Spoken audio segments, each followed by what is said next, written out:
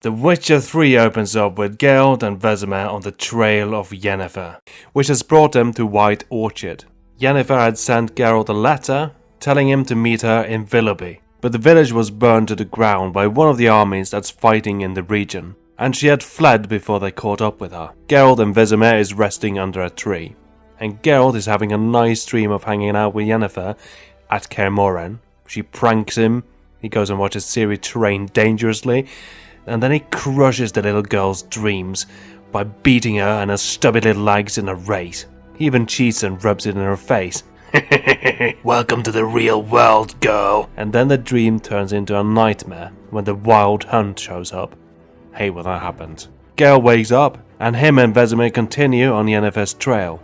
Her last known location was on the road to Vizima. Sometime later, they hear a scream and ride down to find a man on the ground watching a griffin eat his horse. Geralt and Vesemir try to scare the griffin off. The griffin dives on Vesemir, knocking him over and injures him. Ha! Noob. And then it grabs the horse carcass and flies off. The guy is thankful and offers to pay Geralt and Vesemir, but Geralt says, "We don't need your money." And Vesemir looks at him like he's lost his memory again, as taking coin for protecting people against monsters is the witch's code. The whole "toss a coin to your witcher" thing. Oh, and Geralt's memory is back.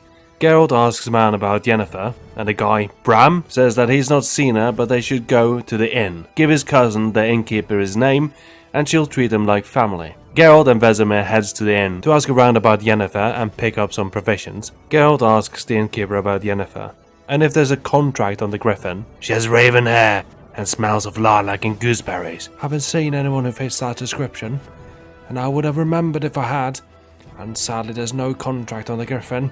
Guess he's going to kill us all, says the innkeeper. Some soldier tells the innkeeper she should take down the shield displaying the Temerian coat of arms, as it might anger the Nilfgaardian occupiers, but some old villager disagrees. The innkeeper heeds the soldier's warning and takes the coat of arms down. Geralt goes around and asks about Yennefer, and stumbles upon an interesting fella who tells him that Yennefer was last seen with the Nilfgaardians at their stronghold. This guy is Galter O'Den.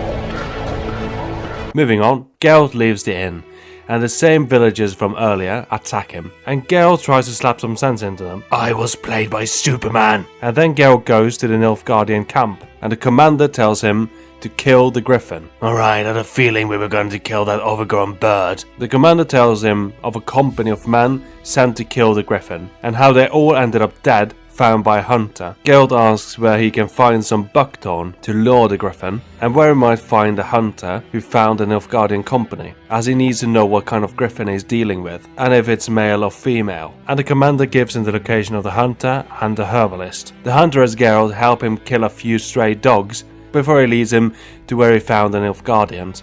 Here Geralt finds evidence of a celebration, and further up he finds a nest of the griffin and a dead female royal griffin. The griffin has cuts that could only be left by weapons, and its nest is burnt. Somebody went and killed a female griffin and burned her nest without knowing she had a mate, and the death of its partner turned the male griffin aggressive. So what likely happened is, when the Nilfgaardians came to White Orchard, they heard rumors of a griffin nesting in the area, and because they don't know how to handle monsters, the commander ordered a company of men to kill the griffin and burn its nest. And then, when they had killed the female griffin, they celebrated a job well done nearby. The male griffin came back to the nest, heard the celebration, and then killed the Nilfgaardian idiots, who honestly deserved it. Unfortunately, the griffin didn't leave it at the soldiers and started attacking innocent villagers as well, so it has to be put down. Had the Nilfgaardians just left the griffins alone, the griffins likely would have left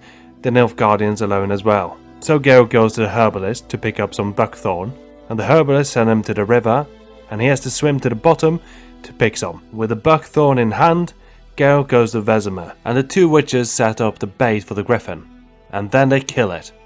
Geralt chops his head off once he finds it, and then goes and collects the reward from the Nilfgaardian commander. Now I think Geralt would have called the commander out if he refused the money, but let's just take the reward. We can use it to buy Gwent cards. The Nilfgaardian commander says that Yennefer is in Vizima, and Geralt goes back to the inn to meet up with Vesemir. At the inn, they see some village girl yelling at the innkeeper for taking down the Tarmarian coat of arms. "Sorry, I just let the Nilfgaardians burn down the inn to spare your feelings, Karen." Karen has drawn a crowd, and everybody is itching for a fight, and Vesemir tells Geralt not to get involved, and then Vesemir doesn't take his own advice and gets involved. The villagers, not being highly trained superhumans, lose the fight to the highly trained superhumans. Dumb ways to die, so many dumb ways to die. Pick a fight with a witcher, so many dumb ways to die. When they exit the inn, they're met by some Nilfgaardian soldiers and Yennefer, who invites them to Vizima to meet with the Emperor of Nilfgaard and Mayor von Emrys, played by Tywin f***ing Lannister. Vesemir says he'll go back to Kaer Morhen to prepare for a potential attack by Nilfgaard should they find the Witcher hideout, and Geralt and Yennefer heads to Vizima and runs into the Wild Hunt on the way. I hate when that happens. I was just going to the store to buy some eggs and a bottle of squash, and then the Wild Hunt shows up. Geralt and Yennefer are the only one who makes it to Vizima, and there Geralt has to put on some nice clothes and shave his awesome beard because the Nilfgaardians don't like beards apparently. Hang on a minute. Geralt is instructed on how to bow, and then he immediately embarrasses himself in front of the Emperor. The Emperor wants Geralt to find his daughter Cirilla. "Okay, no, Geralt, meeting's over. Be off." Geralt catches up with Yennefer, who's a little bit angry that the Witcher 2 forced a tryst romance. "Me too, Yennefer, me too. I swear I turned her down at every opportunity. Chose to save Anais instead of her at the end of the game, just to make you happy." Then Yennefer shares some sightings of Ciri. She's been spotted in Velen, Novigrad, and there's been a magical explosion in Skellige, so she's likely being there as well. Velen is the most promising lead, so that's where Geralt should head, but first, Gwent. Geralt arrives in Velen, where he's looking for a contact named Hendrik. He goes to the Crossroads Inn to ask around, and a couple of thugs come in looking for trouble, but Geralt handles the situation beautifully. The innkeeper, happy that Geralt didn't make the situation with the thugs worse, tells Geralt that Hendrik lives in a village nearby called Heatherton.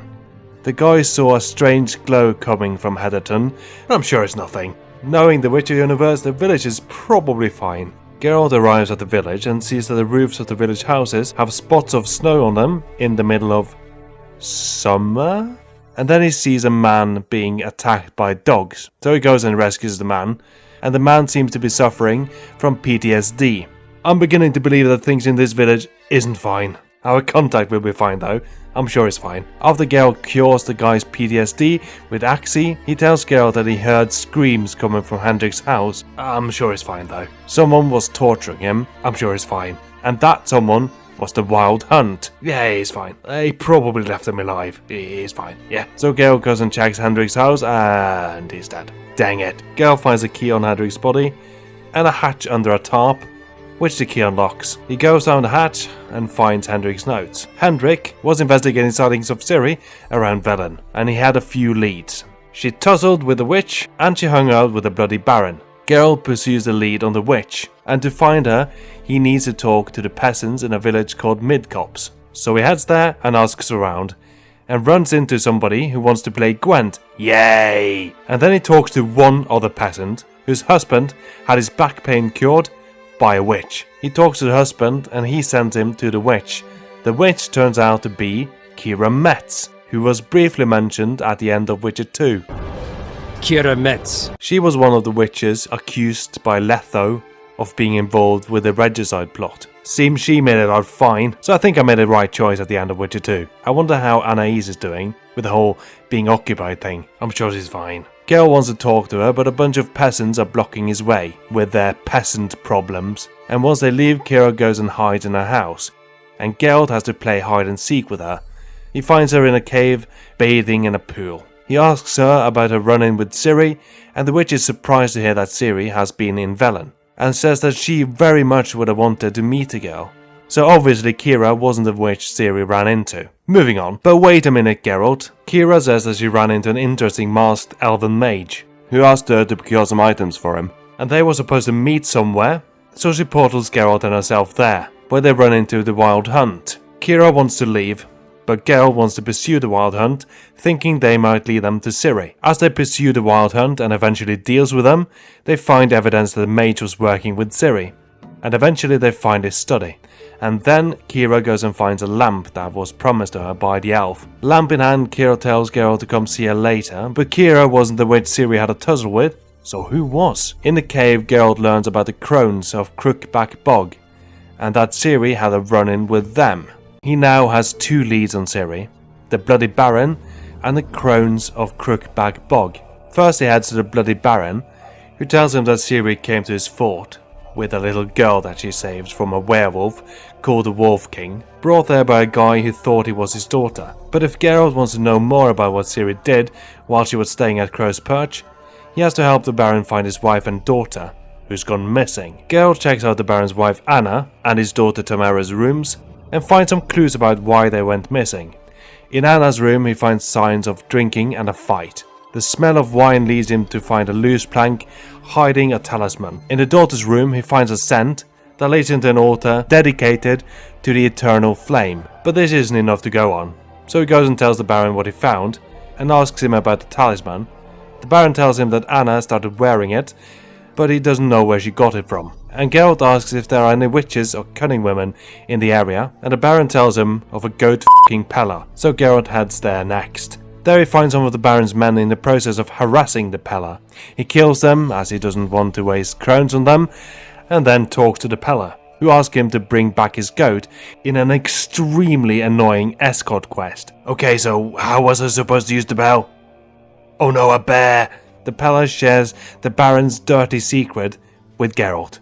Tells him that his wife had a miscarriage and that the dead infant turned into a botchling because it wasn't given a proper burial. To find the Baron's missing family members, the Pella can perform a ritual with the botchling's blood, or Geralt can attempt to turn it into a lubricant. Geralt goes back to Crow's Perch and finds the stables ablaze. Apparently the Baron had gotten drunk and started a fire. He runs in and rescues the horses and the stable hand trapped in the building. Then he calls the Baron out on how terrible he is, and the drunk Baron, not liking to be called out, beats the superhuman in a fist fight. And then Geralt beats the Baron in a fist fight. Geralt soaks the Baron's head in some water to sober him up, and then they have a talk. Geralt tells the Baron that his wife's miscarriage has turned into a botchling, an evil spirit, but he can turn it into a good spirit called a lubricant that will help him find Tamara and Anna. They perform the ritual and it's successful, and Geralt can follow the spirit on a trail to find the Baron's missing family members. The lubricant leads Geralt to a dead horse that was used by the Baron's wife Anna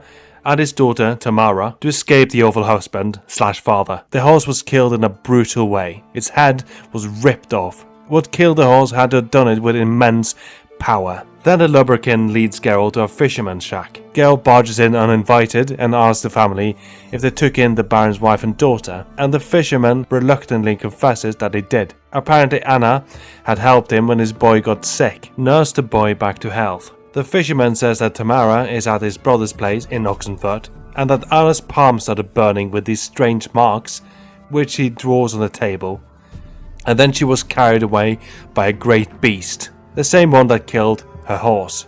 Geralt goes to Oxenfurt to speak to Tamara, but she's not willing to go back to her abusive father, and while it's at her place, the leader of the witch hunters shows up. She's joined the witch hunters. Geralt didn't promise the Baron to take his child back to him, so he goes and tells the Baron where she is, and that she's not coming back. The Baron is angry, but Geralt reminds him that he never promised to bring his daughter back to him, only to find her, and now he knows where she is. So if he wants to, he can go to Oxenfurt. Probably won't end well, but the possibility is there. Then the Baron tells the story of a race he had with Ciri, that ended with him losing his horse and being attacked by... and then he ends the story. If Geralt wants to know the rest, he can go and find the Baron's wife. The only lead he has on the Baron's wife is that she was carried off by a beast, so Geralt follows his last lead, the crones of Crookback Bog, and he has heard of a trail of candy down to the bog. So he follows it and finds a bunch of children and an old lady. He asks the children if they have seen an ashen-haired girl, and one of the children says that Johnny has said that he has seen her. The old lady says that Johnny isn't real, and ushers the children away from Geralt. But Geralt suspects that the child is telling the truth about Johnny, so he follows the old lady and the child into the house. I just want to talk to the child, lady, he might know something. But the old lady isn't willing to let the strange man talk to the child, so Geralt goes and talks to the other children, and tries to bribe them into helping him talk to Johnny's friend. He can bribe them with candy, or he can play hide and seek with them. As he doesn't have any candy, he has to play hide and seek and uses his witcher senses to cheat. Welcome to the real world, children. The children gets the old lady out of the house, and Gale goes and talks to the child, who gives him the location of Johnny. He lives in a cave. Gale finds Johnny, and it turns out that he's a godling who has lost his voice. It's been put in a bottle, and some harpies have stolen it. So Gale goes and kills the harpies and gives Johnny back his voice, and Johnny tells him that he saw Ciri fall out of the air when he was emptying his bowels, his favourite morning pastime. Ciri collapsed on the ground and was found and carried away by one of the crones. He tells Gale that the old lady knows how to contact the crones and that he can sing to calm her down, so she's more willing to take Gale to the crones. The old lady takes Gale to see the crones, and the crones give Gale a task: get rid of a dangerous spirit that is plaguing the forest. He should go to the nearby village called Dan Warren and ask the elderman where to start looking for the spirit, and give the elderman a dagger so he can give the crones their payment. The elderman sends Gale to a large tree in the forest, and there Geralt is warned by a booming voice to walk away. I think we're on the right track. And when he doesn't, he's attacked by the wildlife, and then he has to fight a werewolf before he finds the entrance to a cave leading under the tree. And there he finds a spirit, a throbbing tumour trapped by branches. The spirit asks him to let it free. Apparently it used to be a druid that the crones killed and trapped under the tree. But Geralt doesn't believe the spirit and kills it with Igni.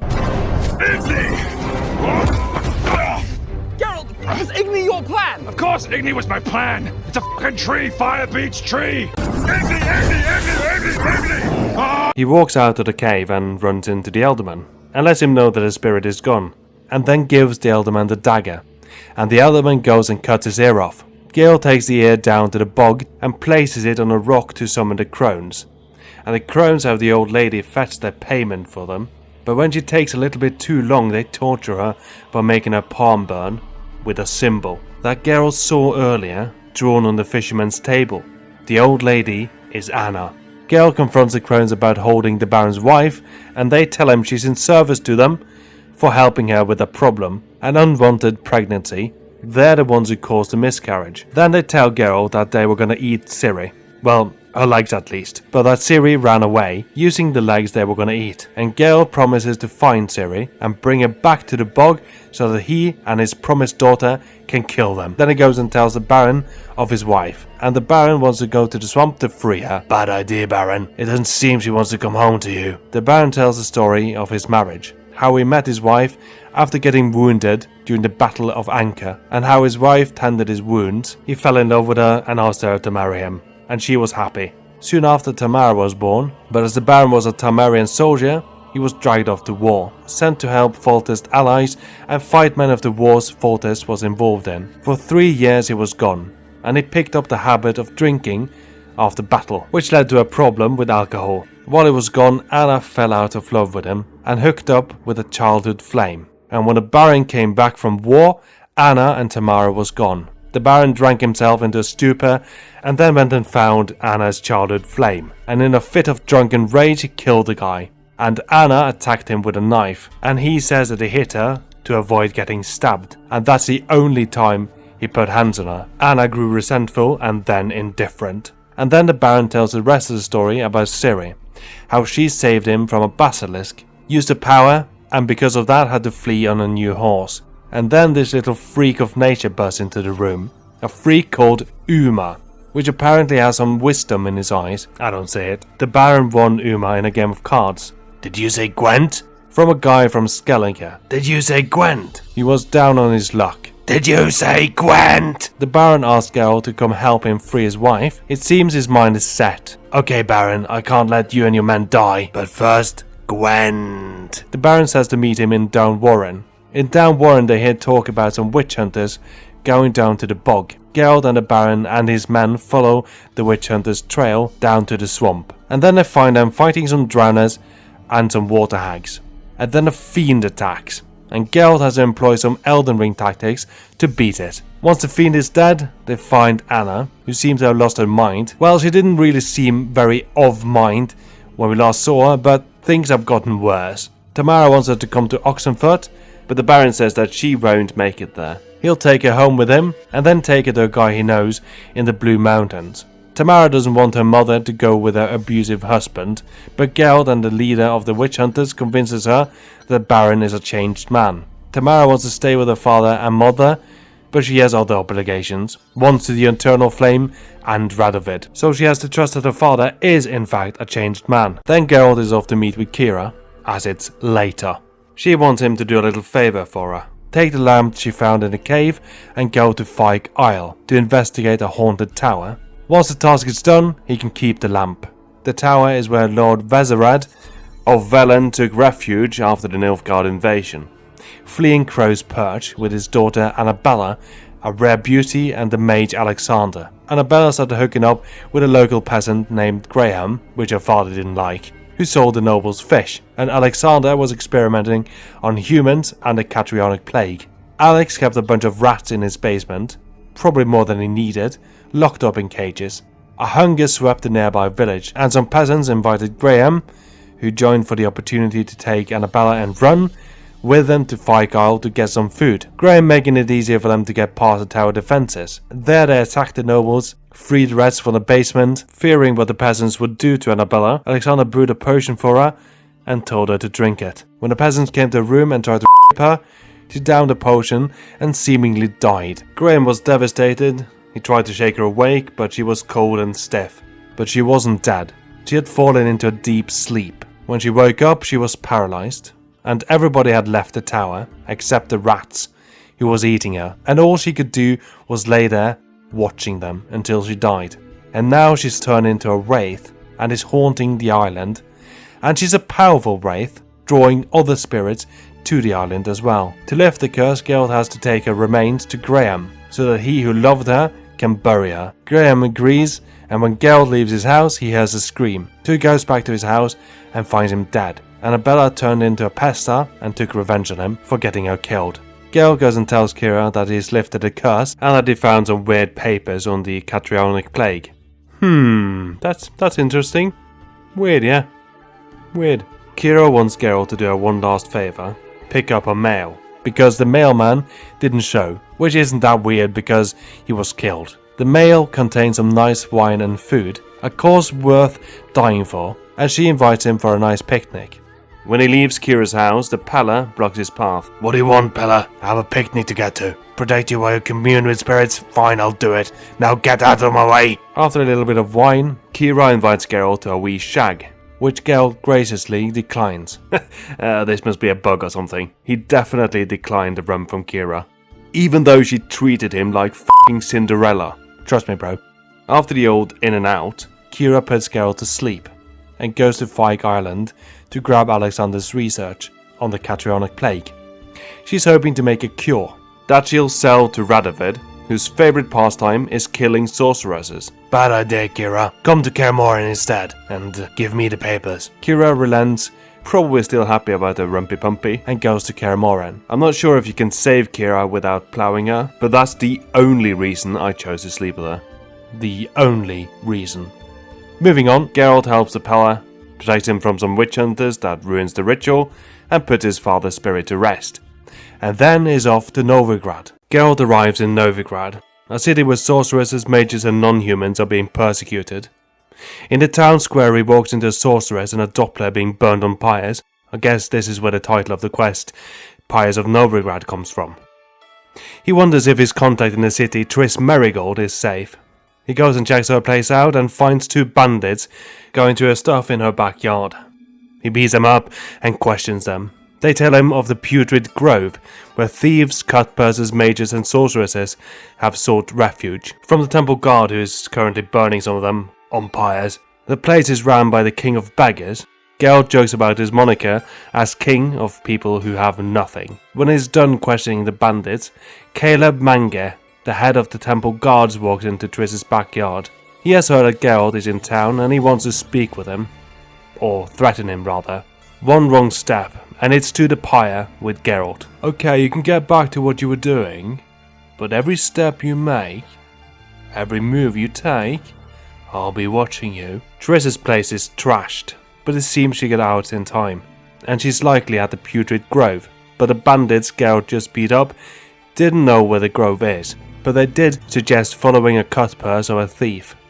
And thankfully there are many of those around. Geralt does some outfit profiling and finds a thief, but the yellow-eyed, white-haired mutant isn't exactly a stealth expert, so the thief spots him, and he tries to question him instead, and then he continues to follow the same thief, who leads him into an ambush. But Geralt beats up and questions his ambushes, and he gets the location of the Putrid Grove out of them, and the password to get in. It doesn't really matter how you get there, but that you got there.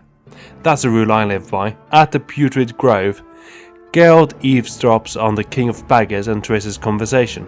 The King of Beggars lets Triss know that the mages and sorceresses aren't really pulling their weight anymore, and he can't rely on his kindness for that much longer, so they might need to move on from Novigrad. Triss invites Geralt to a new job, exterminator of rats, and she complains about once being a close advisor to King Foltest and now having to deal with vermin. How the mighty have fallen, Geralt, and when I say mighty, I'm talking about myself.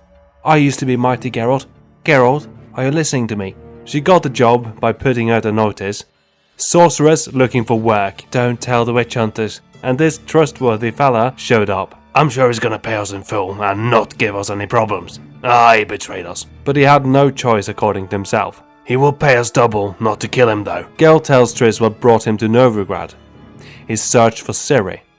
And he wonders if Triss ran into her while Ciri was in the city. But Triss says that she didn't. But she knows someone who might shed some light on what the girl did while she was in the city, and who she might have been with. An Oneiromancer, someone who can dream of past events where they weren't present, named Corinne Tilly. She's currently working on dreaming the history of a banker's new house. When Geralt shows up to the address, the banker is ecstatic that a witcher has shown up. You see, the Oneiromancer has been in the house for a few days. Is that not normal?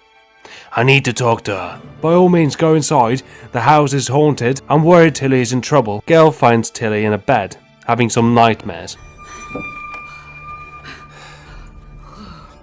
First, the stock market crashed in one of the worst sell-offs since World War II. People have been scrambling to buy iPhones and olive oil before the tariffs jacked up their prices higher than eggs. Nintendo even delayed pre-orders for the Switch 2. Wake up, it's just a dream. Wake up. Then he has to solve a puzzle to find out what's going on in the house. Turns out a godling named Sarah has moved in. So what is a godling? We've run into one before, named Johnny.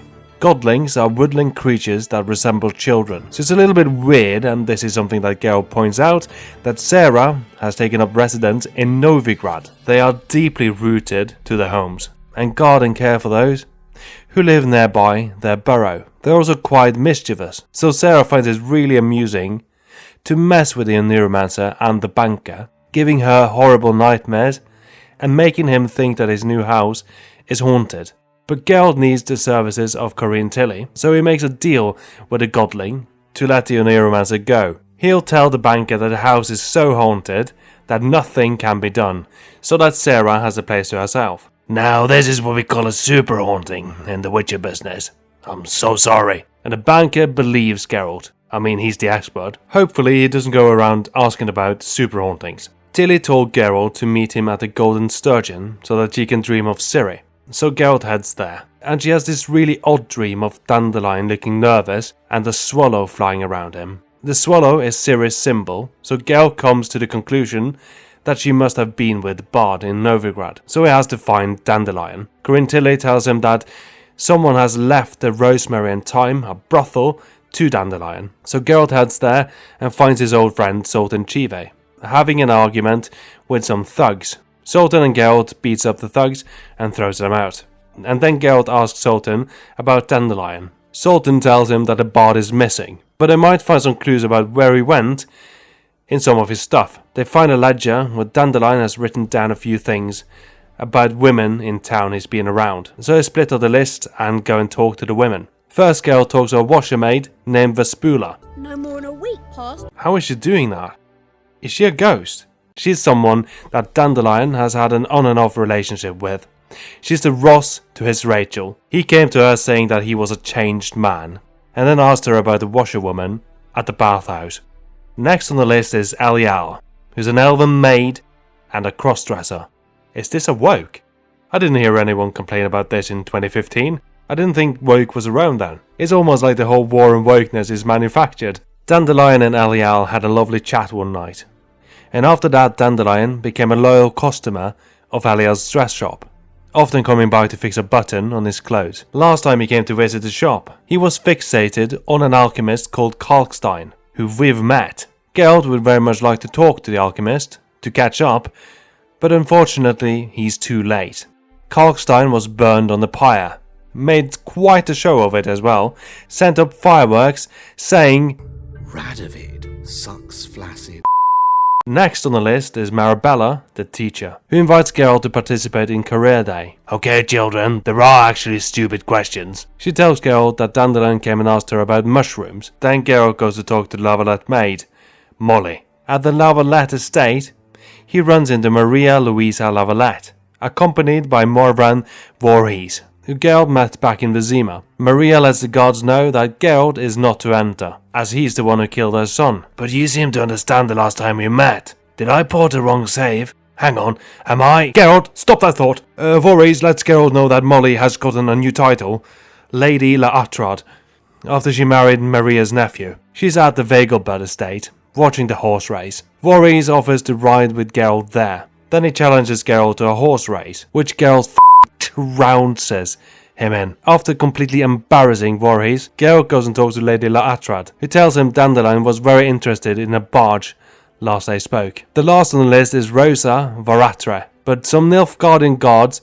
are guarding the entrance to the house. That's a bit of a tongue twister, and they won't let Geralt in, even though he told them he's a witcher. So he sneaks around the back and fails the stealth check once again, getting caught by Rosa. He asks her about Dandelion, but she wants a fencing lesson first, and then the guard comes to throw him out. But Rosa has his back and says that Geralt is a fencing teacher. Geralt is led down to the basement, where he teaches Rosa how to fence. Okay, fencing lesson is over. You promised to tell me about Dandelion. Rosa is confused. She never agreed to that. And the sneaky sneak comes in. Edna has fooled Geralt into believing she's Rosa. Hilarious. She tells him that Dandelion was smitten by another girl, a Corviran poet who goes by Calanetta. Geralt goes to the Rosemary in time to share his findings with Zoltan. Ah, that's Priscilla. Must be her.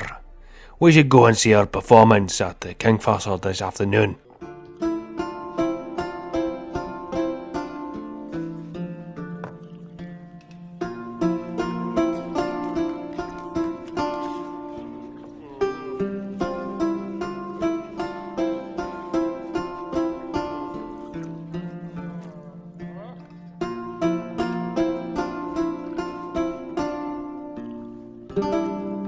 These scars long have yearned for your tender caress, to bind our fortunes. Damn what the stars are, rend my heart open, then your love profess, a winding weaving fate to which we both atone. After Priscilla is done singing, Geralt stands up to applaud her, and the extremely ungrateful innkeeper from White Orchard spots him and starts to yell at him. I'm sorry, I'll let the peasants kill you next time. Priscilla whisks him away, and she puts all the pieces together. Dandelion was planning a heist on Siggy Reuven's vault. That's why he was going around asking about mushrooms, boats and alchemists. Siggy Reuven is one of 4 bosses running the underworld, the other 3 being Carlo, the Cleaver Varese, the King of Beggars, and Horson Jr. Priscilla hasn't heard from Dandelion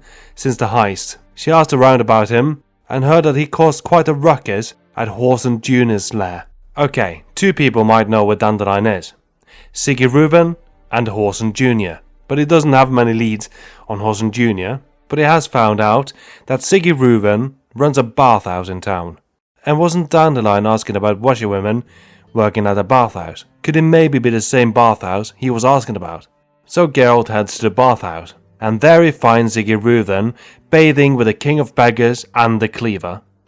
Oh, and his real name is Sigismund Dijkstra, the former head of Redanian intelligence, Redanius Thaler, and him and Geralt have history. Dijkstra, Geralt, let's not do anything rash. I'll just tell you where we've taken her.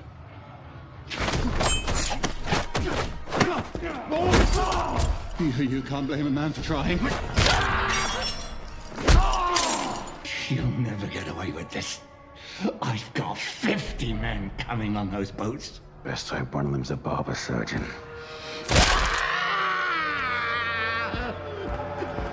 Geralt is the reason Dijkstra has to bathe 6 times a day. Or his leg starts throbbing in pain, as it didn't heal properly. Geralt and Dijkstra's catch-up is cut short as some of Horson Jr.'s men attack the bathhouse. Geralt helps kill them, and Dijkstra wants Geralt to help find the contents of his vault. He takes him down to the basement and shows Geralt a big hole in the wall, and introduces him to the troll that was supposed to protect his treasure. Are trolls even supposed to be good at protecting treasure? Isn't that more the realm of dragons?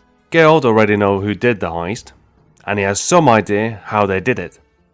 But he goes and looks for clues anyway, and finds the remnants of a bomb and the lid of a drainage pipe that was blown out, suggesting that someone dropped the bomb into the drainage pipe, as it looks like the lid was blown off from the inside.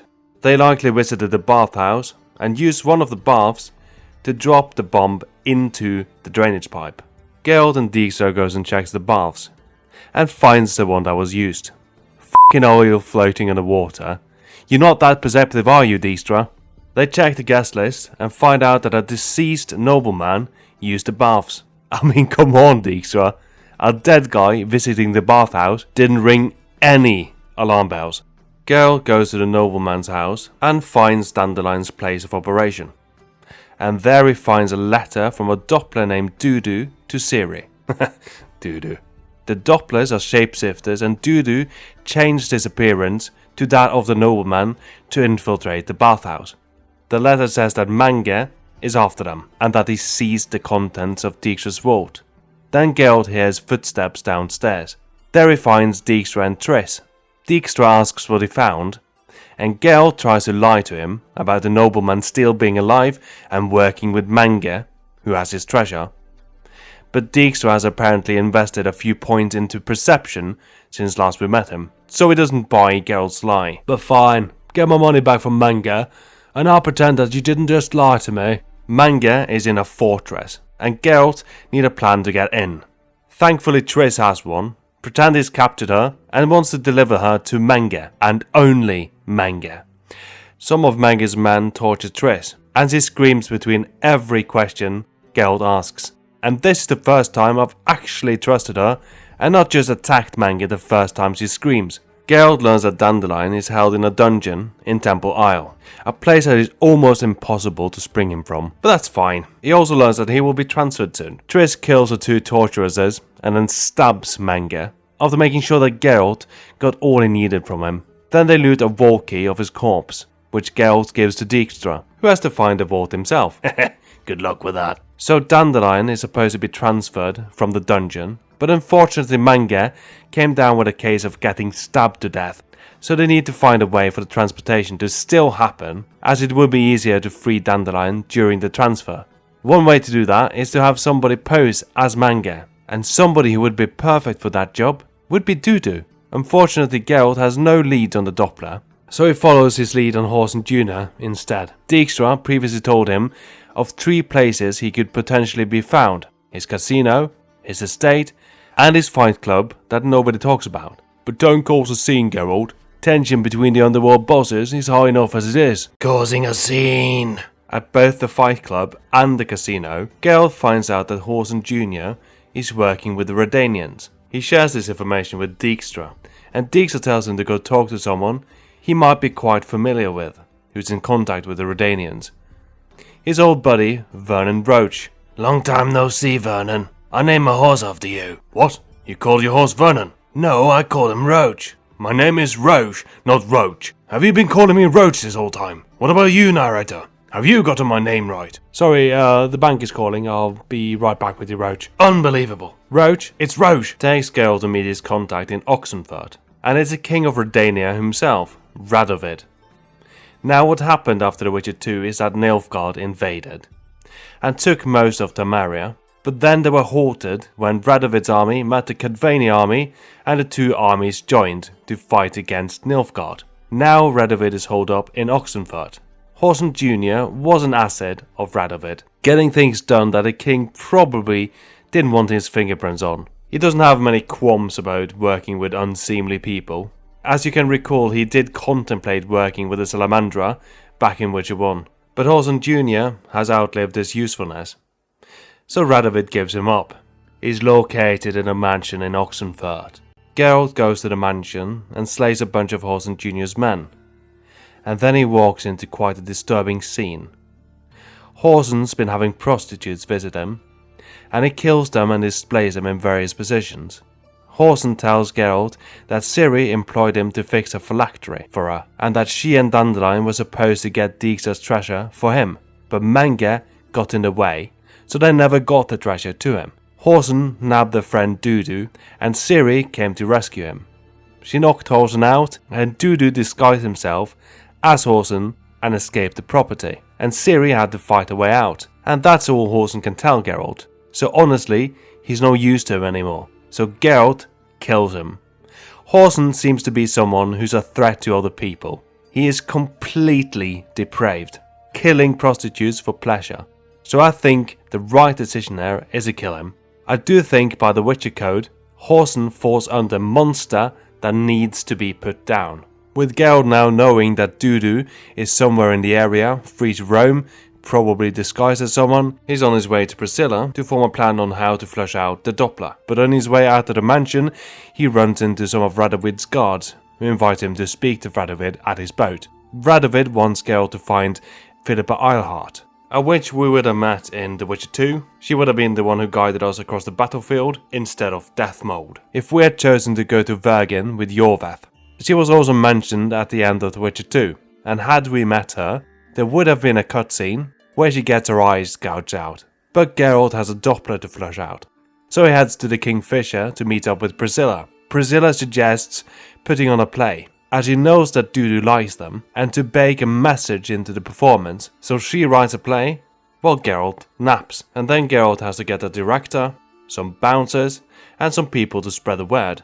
Last one's optional. Geralt puts on an Oscar-worthy performance. To be or not to be? That is the question.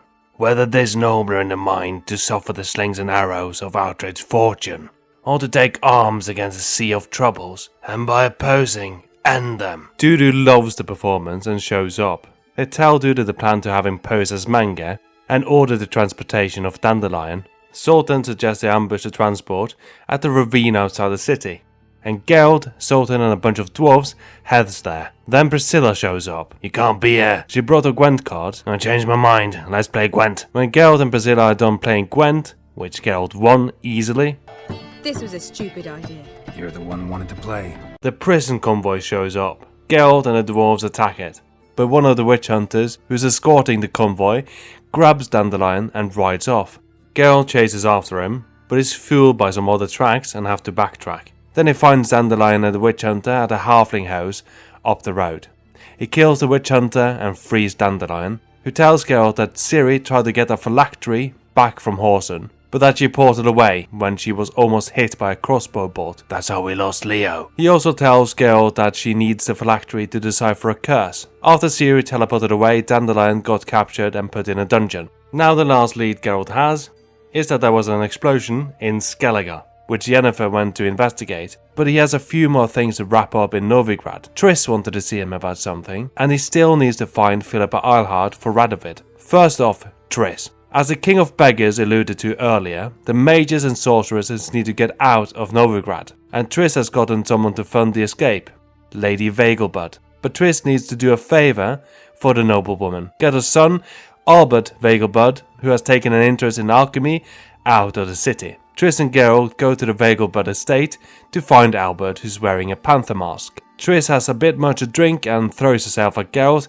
and Geralt plays Gwent. They're really pushing the Triss romance in this game as well. I think somebody on the team that made this game is a huge fan of Triss for some reason. She's the first romance option, as Yennefer is off in Skellige, and the non-romantic dialogue options are so mean.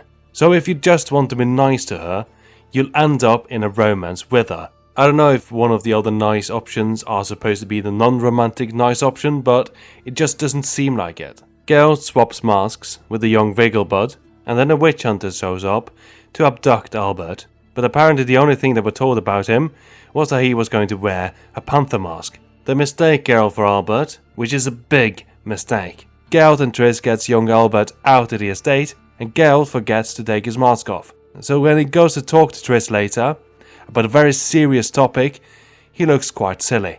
The mages and sorceresses need to leave the city ASAP. She scattered most of the ones willing to leave under the Kingfisher, but 2 of them are missing. Geralt gets a choice of risking saving them or leaving without them. He chooses to save the 2 missing mages, and is thankful that he put a lot of points in Axii. Boy, this game's get easier if you put a lot of points in Axii. When they get to the Kingfisher, witch hunters are raiding the place, but a mage manages to keep them from finding the hideout, at the cost of his life. 2 for the price of 1. This is not about numbers, Geralt. At the hideout, he runs into Dijkstra, who's helping the mages. Out of the goodness of his heart, Geralt has a clearer path through the sewer for the magically inclined, and he has to fight Man-Bat. He kills him. I'm really mad that you were waiting for me on top of buildings in Arkham Knight, and then gets the mages down to the boat. He has to say farewell to Triss, as they're just friends. Dijkstra calls him an idiot for just letting Triss go, and then tells him he and some of his friends are going to assassinate Radovid. They're meeting at the Passiflora, and Geralt should come. There he meets one of Dijkstra's co-conspirators, Vernon Roche. Oh my god, you finally got it right! But one of the king assassins are missing, so Geralt has to go and find him. He is disguised as a cobbler. Geralt finds the cobbler wagon, follows the trail of shoes, runs into a troll, who points him at a cave, where Thaler is hanging out with 2 other trolls. Geralt fools the trolls into letting Thaler go, and then he has to escort the fence back to his wagon. Why? Dunno. And then he's off to find Philippa Eilhart. He finds her hideout, and there are a bunch of witch hunters trying to get in. He finds a phylactery crystal deep in the hideout, and evidence that she was trying to restore her eyesight after Radovid had her eyes gouged out. He tries to lie to the witch hunters about what he found, but they've invested a lot in perception, so they don't buy it. Paranoid, Geralt hands the crystal over to Radovid, but he doesn't share the information about the witch trying to restore her eyesight. Geralt also helps Roche. Vess is being reckless. She's brought a few men to attack some Nilfgaardians stationed in a town. Roche and Geralt goes to the town and saves Vess, and shows mercy to a Nilfgaardian soldier. Dandelion wanted to talk to Geralt. Geralt, I want to put on a cabaret. Are you confused about what a cabaret is? I'll tell you. A cabaret is a form of theatrical entertainment featuring music, song, dance, recitation, and drama. The performance venue might be a pub, a casino, a hotel, a restaurant, or a nightclub, with a stage for performances. You have some acting experience, don't you, Geralt? Maybe you can perform. No. Okay, it will be me and Priscilla then. The audience, often drinking or dining, does not typically dance or usually sits at tables, so I'm guessing that you can sit at a table then, Geralt, as you don't want to perform. Performances are usually introduced by a Master of Ceremonies, MC. Sultan, do you want to be the MC? I'll rather not. Well, I'll find someone else then. The entertainment is performed by an ensemble of actors. Are you sure you don't want to act, Geralt? I heard you were very good. I did it for Ciri. I'm not doing it again. Well, I tried. And according to his European origins, is often but not always oriented towards adult audiences, and that's why the sign says no children. In the United States, stripteases, burlesque, drag shows, or solo vocalists with a pianist, as well as the venues that offer this entertainment, are often advertised as cabaret. Doesn't this all sound exciting, Geralt? Did you get all this off Wikipedia or something? No, I'm a professional performer, Geralt. I know what a cabaret is. There is one little hitch though. I was just in a jail cell where I wasn't really able to rake in the dough.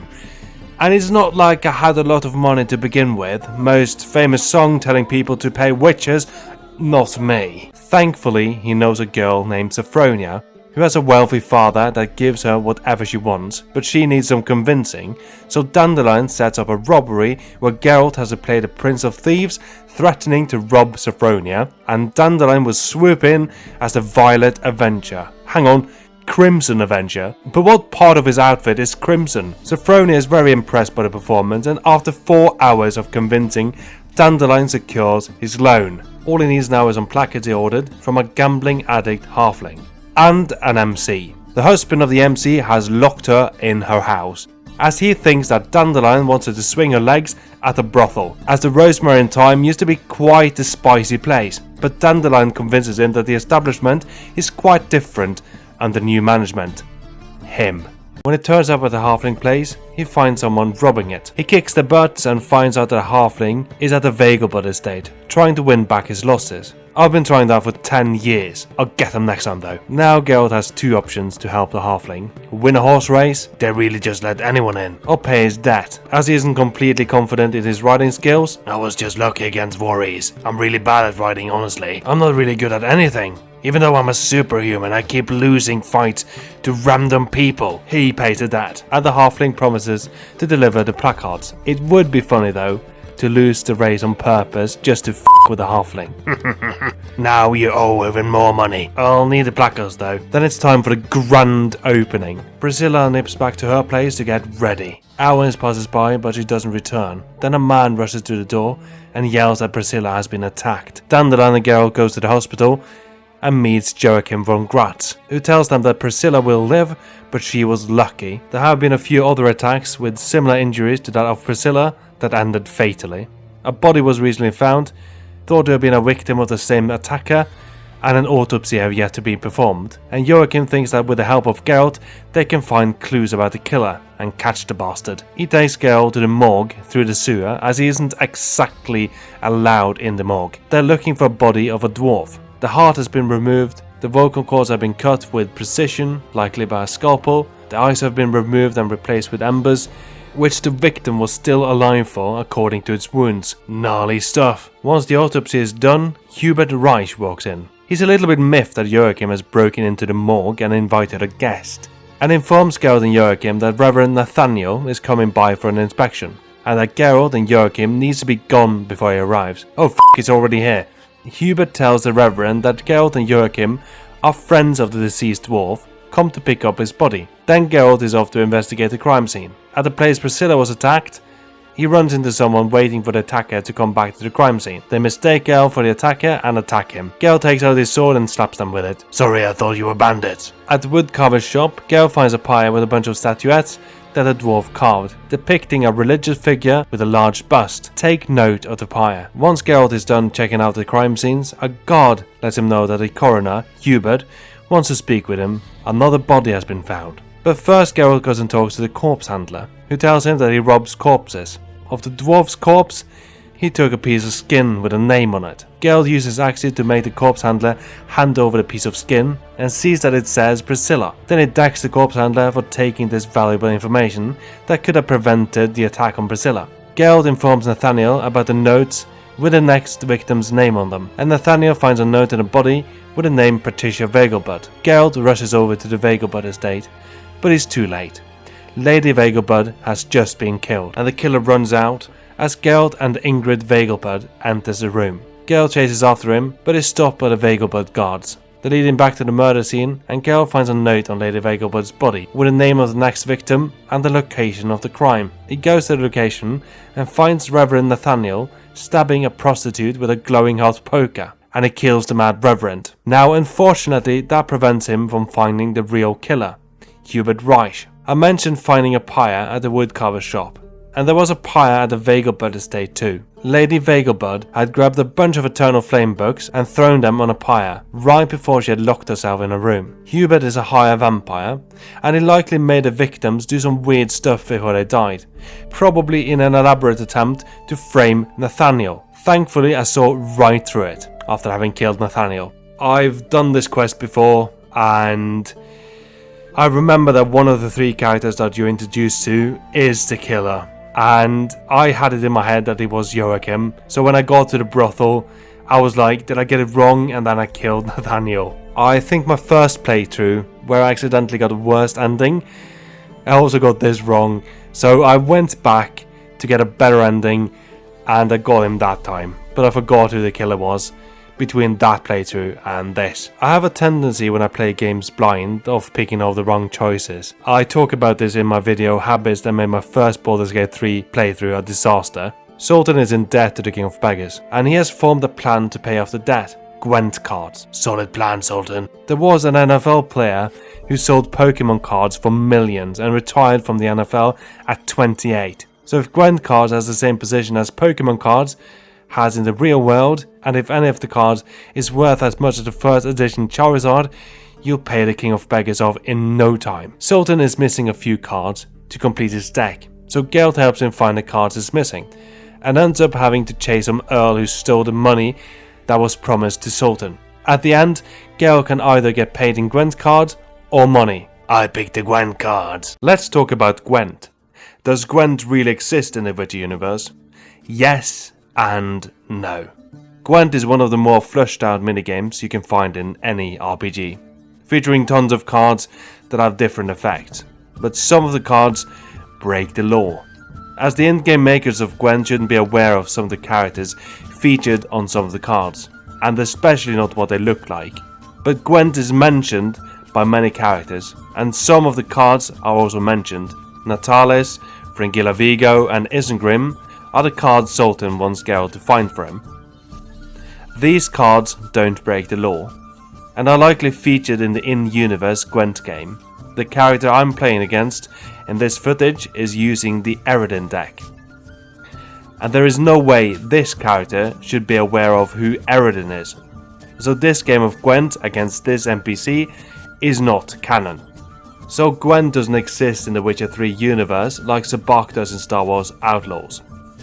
You can always see your character on screen when you're playing Sabak, and there is nothing lore-breaking about the Sabak cards. Sabak also existed in the Star Wars universe before Outlaws, making its first on-screen canon appearance in the Han Solo movie. Gwent, on the other hand, was made for The Witcher 3, and doesn't exist in the books.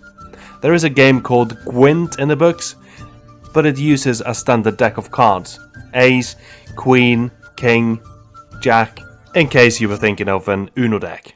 So the way I look at it is that when Geralt is playing Gwent against an NPC, he's playing a game called Gwent, featuring the same rule set and some of the cards that we can use. But when we're playing a card that would break the law, let's say the Crones of Crookback Bog, that I don't think the general public are aware of, and I don't even think the people of Down Warren know what they look like or what they are, Geralt is playing a different card, maybe having similar abilities to the one we're playing. So in conclusion, the game we're playing is a beefed up, more exciting version of Gwent than what Geralt is playing. In order to get to the Skellige Isles, Geralt needs a ship, as Roach can't swim that far. So he goes to the docks to find someone heading to Skellige. But as the Nilfgaardians are prowling the water, nobody is willing to sail to Skellige, except for one guy, a crazy bastard named Wolverton, currently drowning in drink at the Golden Sturgeon. Well, beggars can't be choosers. Geralt goes and talks to Wolverton, and Wolverton tells him, "Pay me 1,000 crowns for a ride of your life on my ship, the Atropos." And the ride of his life it was, almost ending it. Shipwrecked after pirates attacked and crashing into a reef, landing him on an odd tropical island. "Fine, I'll help you kill the smoke monster, but it will cost you 1,000 crowns. Geralt wakes up at the beach in Skellige to a guy trying to rob him. "I thought you were dead." "Well, I'm not." Then Geralt is off to Gertrude to meet Yennefer. She's attending the funeral of the king of the Skellige Isles. Oh, and did you know that Yennefer is voiced by Denise Goth from Andor, swapping the Nilfgaardian Empire with the Galactic Empire? Neither did Denise Goth. Are you in Witcher?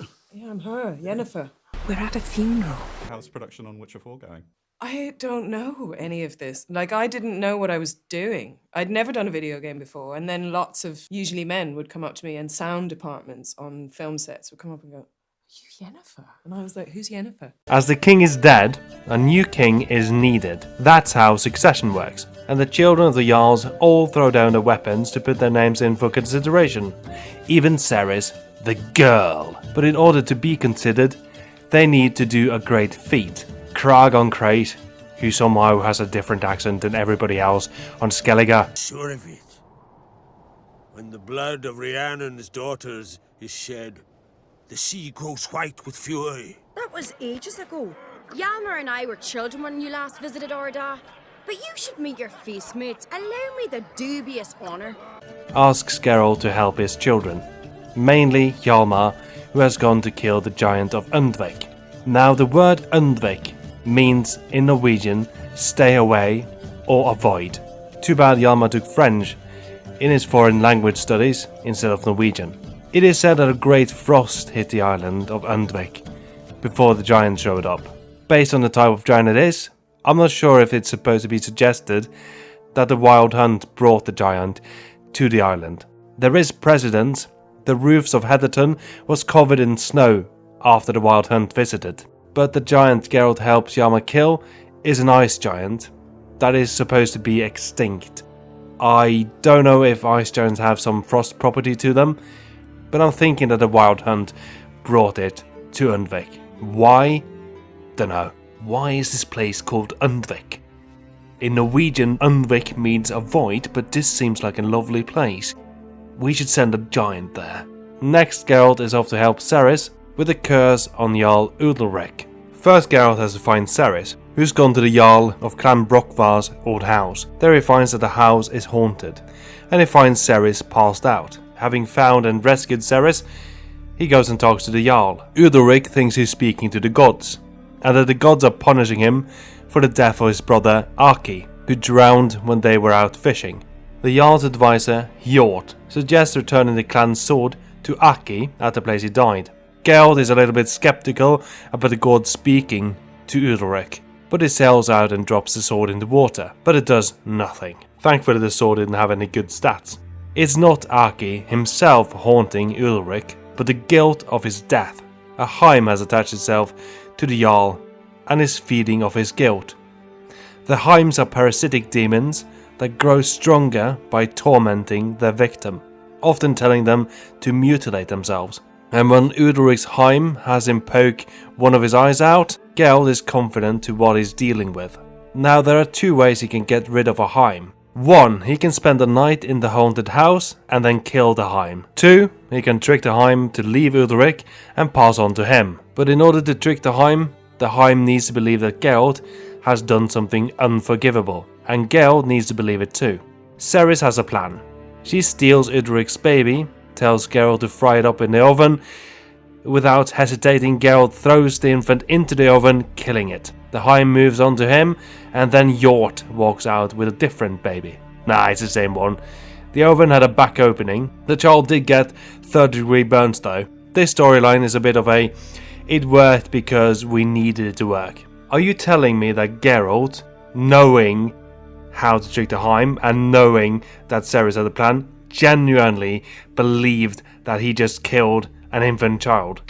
Moving on, Geralt goes back to Kaer Trolde to tell Crag that he helped his children with their feats, and is rewarded with a sword called Fate. All the best swords have a single word name, and a badass name on top. Moonveil, Ashbringer, Frostmourne. But there are exceptions. I think the sword named Rivers of Blood, which is one of the best swords in Elden Ring, so good that people think that you're cheating if you're using it, would probably be better than a sword named Sloppy or Moist. Anyway, the Jarl's children are celebrating and drinking in the main hall, and Geralt and Crag hear screaming from the main hall, and they rush in to see what's going on, and find 3 bears attacking people in the hall. They kill the bears, and only 3 of the Jarl's children make it. Ceres, Hjalmar, and Berna Bernson, Svandriga. Donar and Hindar, says the clan on Crate, who's hosting the clans, should be punished unless the culprit behind the attack is found, and Ceres and Hjalmar sets out to find who's responsible. Geralt can help one or the other. Geralt chooses to help the level-headed Ceres, who wants to investigate the hall. Geralt finds out that the bears have human traits, which is uncommon in normal bears. Short tongue and sutured wounds, meaning they are dealing with a new type of bear, the intelligent short tongue. Or it might be the result of lycanthropy, as he finds out that some of the mead has been spiked with mushrooms and human blood, likely forcing the transformation. Geralt and Ceres goes and investigates the cellar where the mead barrels are stored. They find the one that's been spiked, but before they're able to find out where it came from, someone tries to burn them to death. They chase after the one who tried to kill them and find out that it was Arnvald, who has served clan on Crate for years. He tells them that he was hired by Berna Byrne to spike the meat. Geralt and Ceres accuses Berna Byrne of being behind the attack, but they lack substantial evidence. Even when Arnvald testifies that he was ordered by Berna to spike the meat. It seems like Berna is going to get away, but his son Svanrigga says that his mother urged him to leave the hall just before the attack, and Berna confesses. She is sentenced to be chained to a rock on a small island north of Sund and left to die. The one that Geralt chooses to help solve the whole bear thing is crowned, meaning Ceres becomes the queen of the Skellige Isles. Long live the queen. So now that Geralt has meddled in the affairs of the Jarls of Skellige, it's time to do what he came here to do. Help Yennefer investigate the magical explosion site. But unfortunately, Ermion is standing in the way of the investigation. Fortunately, Crag has ordered him to step aside. Ermion, also known as Musek, is a character in the books whose fate is unknown. In the TV series, is killed, but so is Askel. Yennefer wants to use the mask of Ouroboros to see what happened at the explosion site. They found the mask in Ermion's study earlier, and they also f***ed on top of a unicorn, meaning that the relationship I was going for from the start finally happened. They find a few different events. One that they're already aware of. She was sent through a portal, likely to Velen, by a mage in a mask. They also find evidence that she was chased by the Wild Hunt, and they find the armor of a Wild Hunt rider pinned under a tree. Then Ermion comes and tells them that the Wild Hunt attacked a village called Lufferton sometime after the explosion, and that a few women and children survived. So Yennefer and Geralt are off to Lufferton to question the survivors. They tell them of a guy referred to as Craven, who hung out with Ciri and then ran off when the Wild Hunt attacked. He's been branded a coward and has gone off to kill the beast Morkvarg to prove himself. Geralt promises to deal with the beast, and the women tells him it's at the Garden of Freya. Geralt and Yen heads to the Garden of Freya to find Craven, and they find him dead in Morkvarg's cave. But where is Morkvarg? Geralt ran into him earlier. He's a man who's been cursed. He's turned into a werewolf, but a werewolf that can't eat, as all the food he eats turns into burning ash in his mouth, which is the exact same curse Sean Evans of Hot Ones is under. Geralt temporarily kills him after promising to lift his curse. Geralt has gotten Craven's body out of the cave, and Yennefer casts a ritual on him, Speak to the Dead. He tells them his name is Skjal, and that they found Ciri after she fell out of the sky into the sea. He brought her back to Lofferton. A mage in a mask showed up and told Ciri to meet him at Dead Rock after she's been nursed back to health. Soon after Ciri is back on her feet, the Wild Hunt attacked the village, and Skjal helped her escape. Not that much of a coward, is he? He sees the mage knock her out and row off with her, and then Skjal is knocked out by the Wild Hunt. When he wakes up, an ugly creature is walking around in front of him. Geralt recognizes the description of the creature as Uma, who he met back at Crow's Perch. Now all that was supposedly told by Skjal this way. I saw him at Stonan, but he sold him. So it must have taken hours. Yennefer's ritual destroyed the garden. Apparently that's how Speak to the Dead works in The Witcher. And the women who were part of planting the garden are a little bit upset. Next, Geralt deals with Morkvarg. He finds a journal in his house telling him what happened to Morkvarg. He finds a guy named Einar, who was one of Morkvarg's men, kills him for lying, and then he lifts Morkvarg's curse, sending him to the afterlife. Now Geralt is on his way back to Velen to find Uma. But first, Yennefer wanted to meet him in Larvik about something, so he goes there first. Yennefer has heard rumours of a mage who's been studying djinns, sailing out from Larvik, but his ship disappeared. So they go and look for the ship, and they find half of it in a crater at the bottom of the sea, and half of a djinn seal. Yennefer uses the half of the djinn seal they found to teleport herself and Geralt to the other half of the ship, on a frozen mountain top, where they find the other part of the djinn seal. Yennefer summons the djinn and gets it to break the magical bond between herself and Geralt, and it turns out that their feelings for each other had manifested beyond the bond. Aww. I do think it makes sense. They've been in each other's lives for 15 to 20 years, bonded. People do tend to get close to each other if they are around each other for an extended period of time. It's never happened to me, but Well, I mean, I've gotten attached to people. Anyway, if you watch the show Dragon Prince, The Mystery of Erebos on Netflix, which is very good, it's a children's show, but it has some mature themes to it. There is a similar scene in The Dragon Prince that has to have been inspired by The Witcher 3. Spoiler alert for The Dragon Prince, Rayla and Callum finds a ship on a frozen mountaintop, and their bond deepens there, until Callum admits to something that ruins the moment. Now Geralt is on his way back to Velen to find Uma, and Yennefer is on her way to Vizima to check in with Emperor Tywin Lannister. So Uma is the key to finding Ciri. The thing might actually be Ciri. Ciri was working on breaking a curse while she was in Novigrad. That's why she needed the phylactery. She was also repeating an elven-sounding phrase that might have been part of breaking the curse. So Geralt goes to Crow's Perch to fetch Uma, to bring him to Kaer Morhen. So, you know that weird ugly guy? Yeah, I'm gonna need him. There's a little bit of resistance from the people who's in charge in the absence of the Baron. Well, he's the Baron's property, so you can't just take him. I don't have time to ask for permission. I can just kill you. Fine, you can have him. Bring him back once you're done with him? No? Okay. Now that he's got Uma, he's finally on his way to Kaer Morhen. But some Nilfgaardian soldiers stop him and invite him to Vizima, where Emperor Emhyr is eager for an update. Here you go, I brought you Ciri. Very funny, Geralt. I remember what my daughter looked like, and this is not it. Well, she might be under a curse, and it's very annoying that you forced me to come here before I was able to break it. The Emperor accuses Geralt of not getting anything done. Emperor, I'm doing stuff. I've got concepts of a plan of how to bring Ciri back to you. You ungrateful, invading dictator piece of shit. I'm working on understanding the language of this Pokemon. This is what I've got so far. Uma Uma, Uma Oo. See? That's something. I'll keep working on it at Kaer Morhen, if you'll excuse me.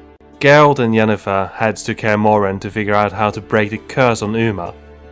While Yennefer is working, Geralt can go and help Eskel and Lampert with their tasks given to them by Yennefer and Vesemir. Lampert is off to empower the phylactery with magic, and Geralt invites himself with them.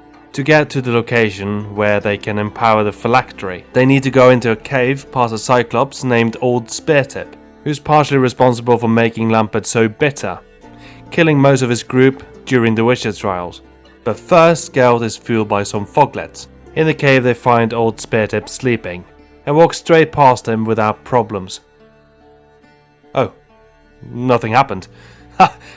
That's the first one. Then they run into some trolls who Lampert pisses off, because Lampert is a prick, making them throw rocks at them. You can get past all the trolls in the game, I think, by just talking your way past them. Trolls seems like pretty harmless monsters. They empower the phylactery and Geralt goes and helps Eskel kill a forktail.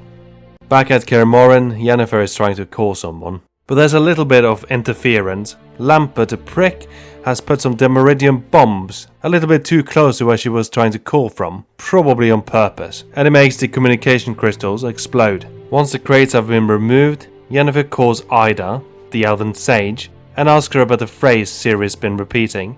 She tells her that the phrase comes from the One speech, a forgotten language that came before the migration. Geralt is a little bit confused about what the migration means. The Age of Migration was a period during which the Aeshen and Aeshele elves migrated between the worlds. Then Geralt makes an ass of himself and Yennefer is cross with him, but not cross enough to avoid sleeping with him when Vesemir takes Uma to the forest to perform a ritual of his own. The ritual didn't work and Yennefer suggests putting Uma to the first part of the Trial of Grasses, the ritual that turns children into witches.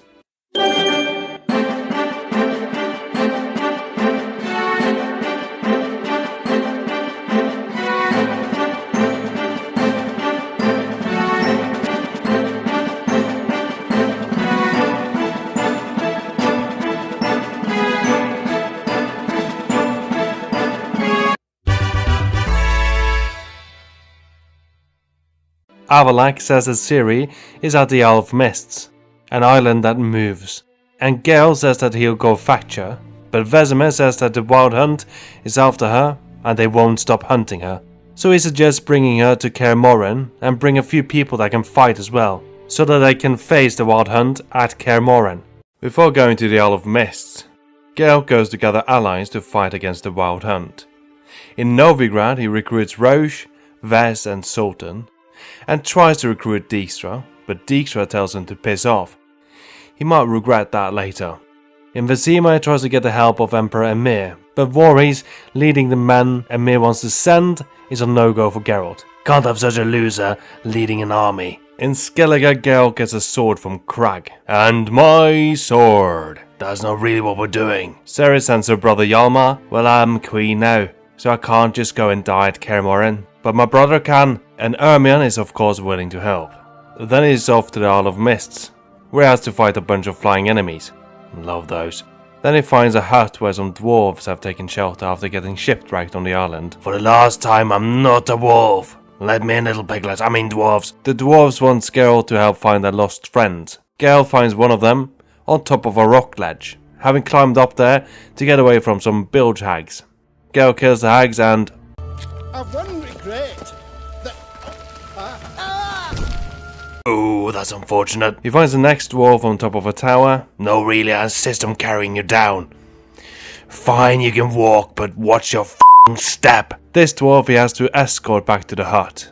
But not only does he have to escort him, the f***er has narcolepsy as well, so he has to constantly backtrack to wake him up. I don't know if anyone disagrees with this, but escort quests are some of the worst quests in gaming, and The Witcher has some of the worst escort quests. I'm really hoping there's no escort quests or tailing quests in The Witcher 4. The last dwarf has been killed by a fiend. Once he has rescued one of the missing dwarves, he finds Ciri dead in the hut. Well, you can't win them all. Oh, she's alive. Ciri tells Geralt of a place she visited while she was running from the Wild Hunt. How'd you ever start traveling with Avalach? As soon as I'd left you and Yen on the Isle of Avalon, I found myself pursued. Eredin and his Red Riders were on my heels. I fled through many worlds, many times. They came very close to catching me once. It was then that Avalach appeared, out of nowhere. He found a portal and took us to a world where Eredin couldn't find us for, perhaps half a year. The world where Eredin couldn't find you. What was it like? You wouldn't believe me if I told you. Try me. People there had metal in their heads, waged war from a distance, using things similar to megascopes. And there were no horses. Everyone had their own flying ship instead. Ciri, stop fooling around. Told you you wouldn't believe me. We should have stayed there. It is speculated that she was briefly hiding in Night City. I think at least it is CG Projekt Red referencing Cyberpunk 2077, which they were probably working on at this point. The dwarves steal their boat and abandons them at the Isle of Mists, and Ciri has to teleport herself and Geralt to Kaer Morhen because the Wild Hunt shows up. At Kaer Morhen they make a plan for how to fight the Wild Hunt. Yennefer puts up a shield to force the Wild Hunt to attack from the forest and not just portal directly into the fortress. Geralt and Lampert go to the forest to shut down 3 portals. That will slow them down. An invisibility spell was cast on them, and the spell goes out just as a large unit of Wild Hunt soldiers approach. So Geralt fires a bolt of fire in the air to signal Triss to rain down fire upon them, which was her job. But no fire rains down. We cut to Ciri seeing the signal in the air, and no rain of fire. She was supposed to stay in the castle away from the fight, but she knows that she has to help Triss to save Geralt and Lampert. So she rushes over to Triss to help her kill the Wild Hunt soldiers, preventing her from raining fire. Once the soldiers and the hounds are down, Triss fires off a spell and Lampert casts Quen in the nick of time. Then Geralt and Lampert ride for the fortress, and Geralt rides straight into a fireball and dies. Back up again, and this time he makes it to the fortress unscathed. Vesemir yells to shut the gate, and Geralt manages to shut it once he's given up on climbing the unclimbable wall. Then they retreat farther into the fort and reaches a closed gate that Eskel was supposed to open. But Eskel is busy fighting one of the more powerful Wild Hunt units, so Ciri has to go and help him, and then they open the gate. Then a magical frost enters the fortress and it freezes Geralt, Eskel, Lampert and probably everybody else as well. Only Ciri and Vesemir are left to fight. Eredin tries to grab Ciri, but Vesemir fights him off. Vesemir is pinned by Imralith and he yells for Ciri to run. He forbids her from fighting, but she doesn't listen. She drops her sword, ready to give herself up to the Wild Hunt. But Vesemir stabs Imrelith between the ribs, and Imrelith snaps his neck in return. Ciri loses control of her power as she screams in rage and grief, killing many of the Wild Hunt and forcing Eredin and Imrelith to retreat. Avalak has a spell on her to put her to sleep. Ciri blames herself for getting Vesemir killed, but Gel counters with, if it wasn't for her, many more would be dead. They knew what they signed up for. And then a ceremony is held for Vesemir.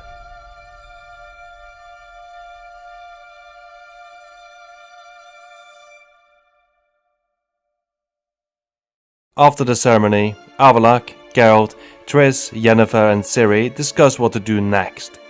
Kaer Morhen was just a setback for the Wild Hunt, and they will try to grab Ciri again. They figure that the best course of action is to go on the offensive. Yennefer and Triss goes to find the Lodge of Sorceresses to get help from them, and once they've found them, they'll meet at the Rosemary and Thyme in Novigrad.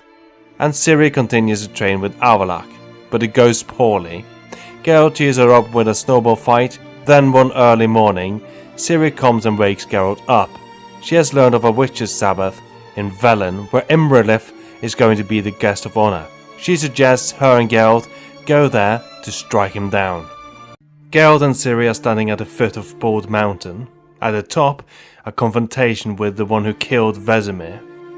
They ascend, but is met by a blocked gate and a festival. Only the ones worthy gets to ascend to the peak. Tekla is the one who decides who's worthy. Ciri, being young and fertile, gains entry immediately. But Geralt, being old and infertile, has to jump into a lake and pick up a coin thrown into the lake by Tekla to get past the gate. They also meet Johnny at the festival. Once they're both deemed worthy, the gate is open for them by, you won't believe this, Queen Marika herself. They go into a cave that leads to the peak and is met by a Sylvan, who Geralt has to kill. Then Ciri and Geralt plays a game of rock, paper, scissors to decide who has to fight the crones and who has to fight the elf. Geralt wins and chooses to fight Imrelith, meaning Ciri has to descend into the crone lair to face them. She kills the fat one and the one with the face cover, but the one with the flies in her eyes escape. On the top of the mountain, Geralt gets to fight the one who killed his mentor, and it beats him easily. Burns him with Igni and turns him into Anakin Skywalker after his battle with Obi-Wan Kenobi at Mustafar.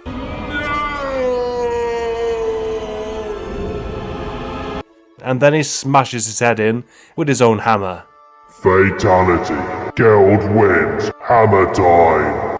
After having killed the Wild Hunt rider with a difficult to pronounce name, Geralt and Ciri are off to Novigrad to meet with Triss, Yennefer and Avalak. Triss and Yennefer haven't had much luck with getting hold of the Lodge of Sorceresses, only having the location of two of them, Philippa Eilhart and Margarita Lux Antilli. Philippa had up until recently hung out as an owl at the Rosemary and Thyme, but Sultan lost her in a game of Gwent. I guess his deck of cards are a little bit lacking now that he's given his best cards to Geralt.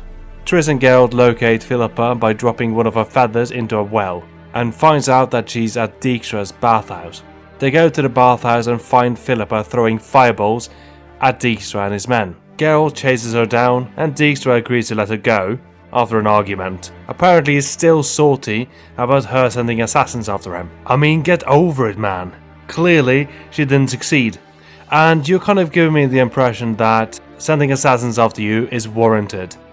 Next is Margarita, who's held up at the Dyreth prison in Oxenfurt. Yennefer has learned of a guy that escaped the inescapable prison, and it turns out to be Asmongold. He tells them that the guards likes to get drunk on the job, and that he escaped through the sewer into some elven ruins. And that's why he looks like this. It's not just that he never showers. Yennefer and Geralt notice the fact that the guards like to get drunk, and Geralt says that he can have Sultan head to Oxenfurt with a cart full of Mahakam finest. Then Geralt forgets to talk to Sultan and heads straight to Oxenfurt. Oh, I was supposed to talk to Sultan. I would love to help you, Geralt, but the witch hunters, not having any witches to hunt, have started hunting non-humans, and I'm not just a short human with a Scottish accent. Then he heads back to Oxenfurt to inform Yennefer that they're on their own.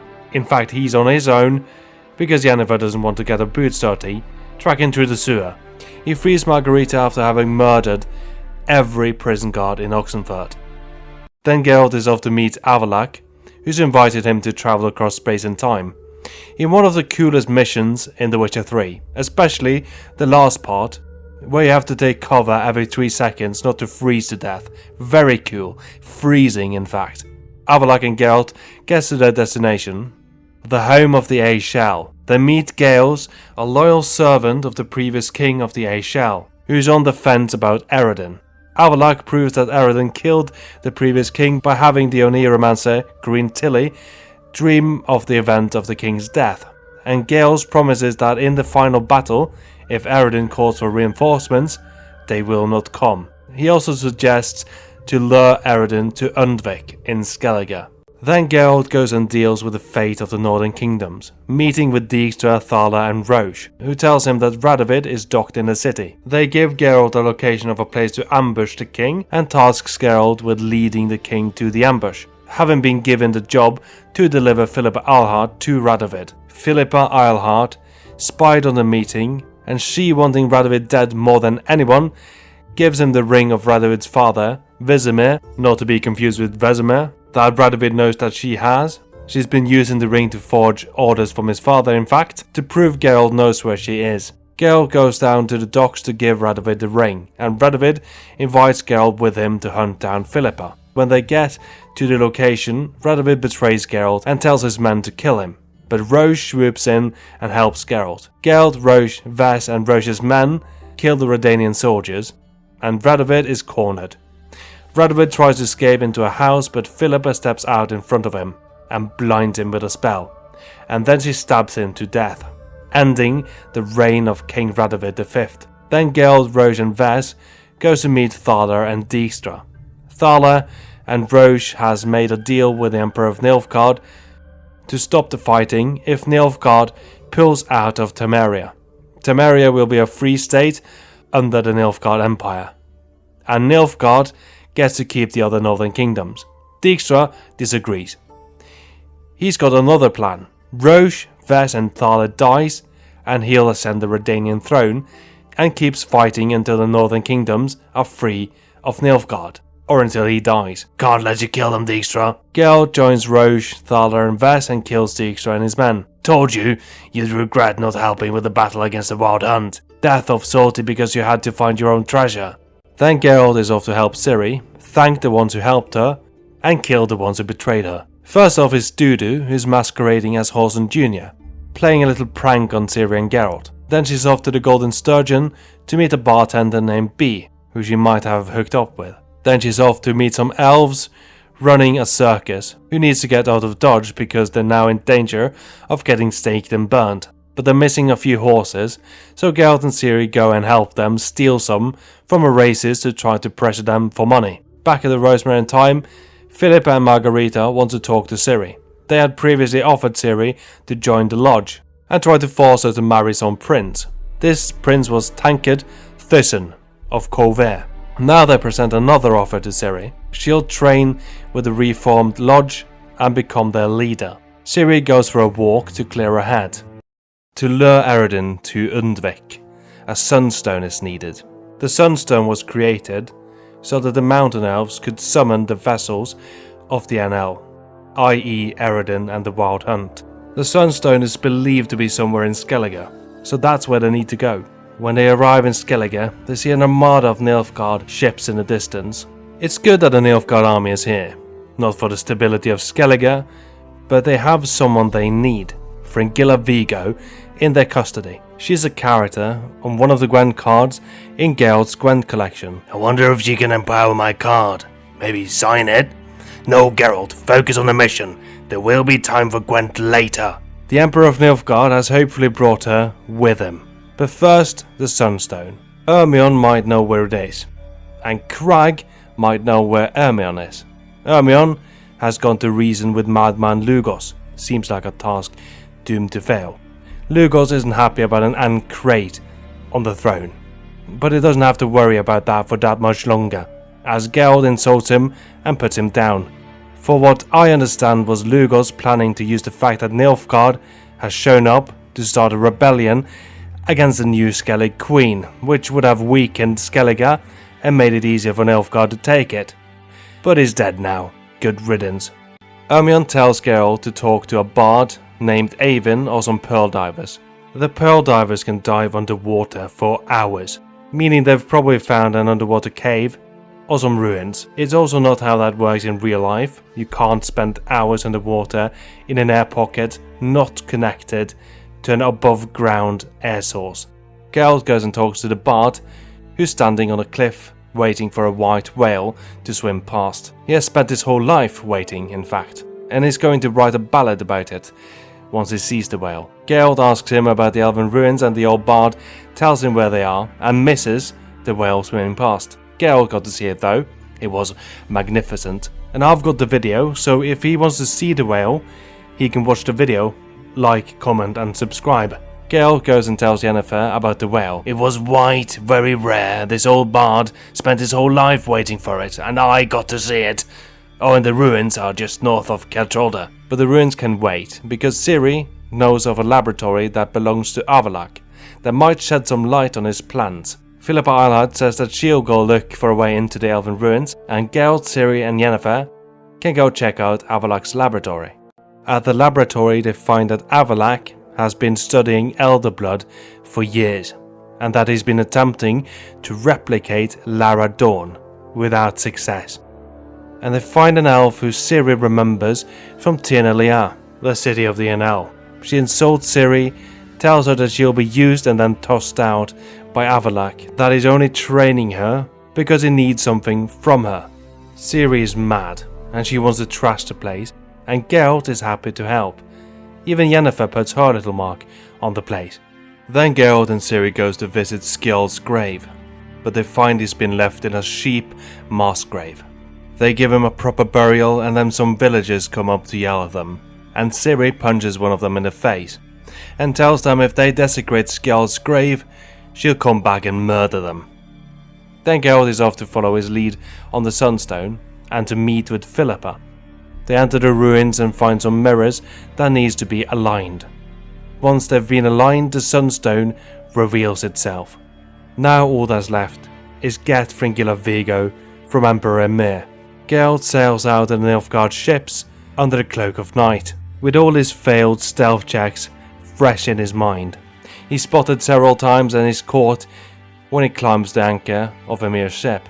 Emperor Emhyr is angry that Geralt didn't bring Ciri to him, but he hands over Fringilla nonetheless. He understands that under the circumstances, his feelings are on the bottom of the priority list, and that's how most men view their feelings. I'm the king of Nilfgaard. I've taken the northern kingdoms. Why am I still not happy? With Fringilla and the Sunstone in possession, it's time for the final battle. Ciri uses the Sunstone to summon the Naglfar, and this magical frost that we last saw in Kaer Morhen flows across the water, and it freezes Geralt, who tries to sneak onto another ship. To break the spell, Ciri has to break the staff of the mage who cast it. But first she needs to get past a bunch of hounds and soldiers, before she gets to a neatly made battlefield, where she easily breaks the mage's staff, before getting knocked out. She regains consciousness just in time to teleport herself away, when the mage tries to grab her. Now it's Geralt's turn to face the mage, and he kills him. Geralt sees Ciri laying on the icy ground right next to the Naglfar, still trying to get her bearings, and some wild Hun soldiers approach her. And then a Skellige ship crashes into them, allowing Ciri to escape. Now everything between Geralt and Eredin on the Naglfar is a few wild Hun soldiers that Geralt doesn't have to fight because they're busy fighting Skellige and Nilfgaard soldiers. He can stop and fight them, but there's no use. On the Naglfar, Eredin is fighting against Krag, and is beating Krag thoroughly. And then he kills Krag gruesomely, by the fact that we don't get to see it, and the sound effects doesn't exactly paint a pretty picture.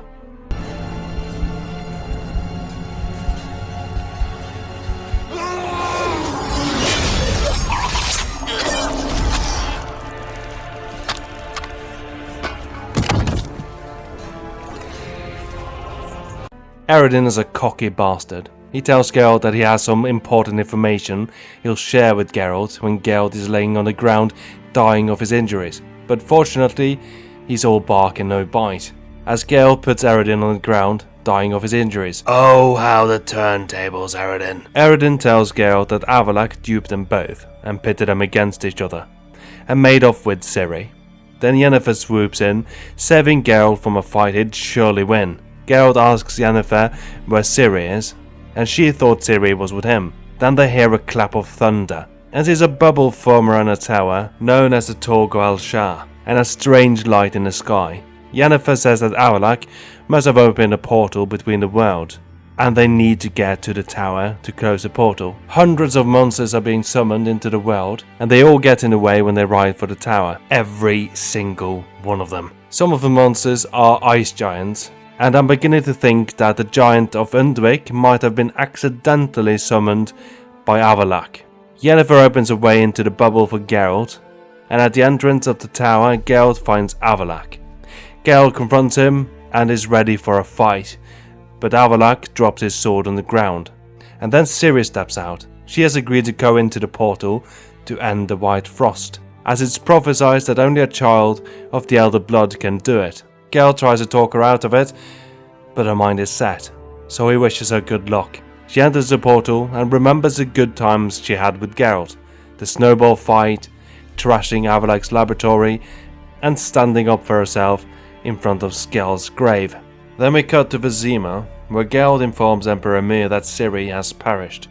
The Emperor asks Geralt if Ciri ever talked about him, and Geralt tells him she never did. We cut to Geralt in White Orchard, going to the abandoned Nilfgaard outpost to pick up a silver sword he named after his dead promised daughter, Swallow.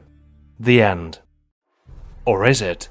Geralt goes to the inn and finds Ciri alive. They've lied to the Emperor of Nilfgaard to make him leave them alone, leading perfectly into The Witcher 4, where Ciri might be the main character. The Witcher 3 came out in 2015, which is, believe it or not, 10 years ago. There have been some changes between 2015 and 2025 when it comes to gaming, but it's still extremely playable today. But there are some annoyances. The stamina bar on the horse, it makes sense that it's there, but I hope they drop it for The Witcher 4. Some of the quests I don't think would be included in newer titles. There aren't that many escort and tailing quests, but the fact that they've added a bit more annoyance to those quests is just not great. Those quests are awful enough on their own. I'm not a fan of the talent tree. The fact that you spend points into it and don't just get the talent doesn't feel great. But I've got to be honest, I'm not a fan of talent trees in general. But those are minor gripes in a great open world. The zones and the storylines told in them feel so different. Even though Novigrad is technically in Velen, it feels like an entirely different zone. And the fact that you can ride from the bog in Velen into the heart of Novigrad without a loading screen is amazing. Other notable titles that came out in 2015: Rocket League, Arkham Knight, and Assassin's Creed Syndicate. There are of course other notable titles, but I chose to highlight 3. I think a lot of people Ubisoft expected to play Assassin's Creed Syndicate chose to play The Witcher 3 instead. And I think The Witcher 3 helped shape the next 10 years of Assassin's Creed games. I think at the time The Witcher 3 was released, Ubisoft was working on the next Assassin's Creed game, which was supposed to be released in 2016. Was it Origins? Was it even set in Egypt? I don't know. But it might have looked way different than the game that came out. Origins came out 2 years after Syndicate, ending the once-a-year release schedule for Assassin's Creed games. A schedule that should probably have ended after the disastrous release of Unity, which is arguably one of the best traditional Assassin's Creed games once it was finished. If The Witcher 3 had failed, the gaming landscape might have looked very different today. The first DLC for The Witcher 3 is The Heart of Stone, released October 2015. If you have the DLC installed, you get the quest to start the DLC storyline as soon as you get the Velen. The quest is called Evil's First Soft Touches, and it tells you to go check out the notice board outside Seven Cats Inn. This is something you can do immediately when you get to Velen, but the recommended level for the quest is 32. I was level 33 when I started this quest, and I felt a little bit underleveled, not being able to put on some of the gear that I found, which was locked to level 35. So I'm thinking that you should probably do this quest around level 35. Geralt heads to the notice board outside Seven Cats Inn, and makes fun of the stupid notices on the board. Then a guy comes and hangs a new notice, and Geralt asks him if he needs a witcher. The guy says that the notice is from a guy called Olgierd von Everick, and if Geralt wants to know more about the contract, he can go to the Garrens estate to talk to Everick.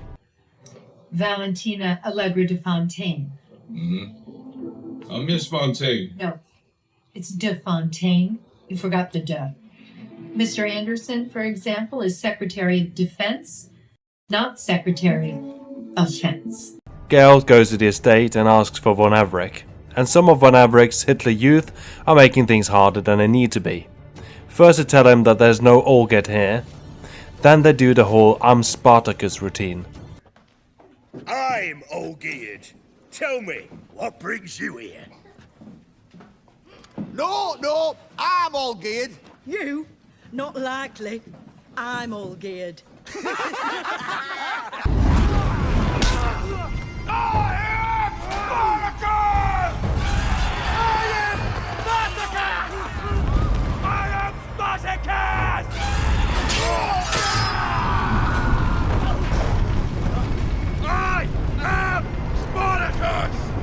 Before they finally take Geralt to von Everick. By order of the Peaky Blinders.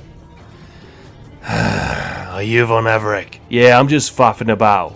You hear about the monster contract? Yeah. What do you think of this statue? Got some nice boobs. Von Everick tells Geralt of a monster in the Oxenford sewer, and Geralt is off to kill it. But as he leaves the house, some rude girl called Puss Peepers comes and asks him to kill a man who killed her fist-dealing boyfriend or something.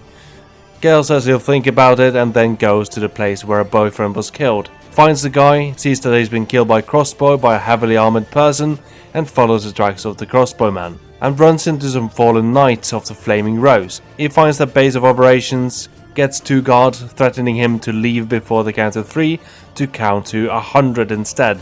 I mean, Geralt, you could have said 150, 200, 1,000, or 259,000, which is a high enough number so that they die of dehydration, because that's 3 days worth of counting, and you can't go 3 days without water. But first their vocal cords would go. They would experience vocal fatigue, pain, hoarseness, and then eventual silence. Their voice would go raspy and then turn into a whisper. Oh, the fun you could have with Axie. I don't know if I'm comfortable having you control me anymore. Oh, relax, Geralt. I would never do anything like that. In this game.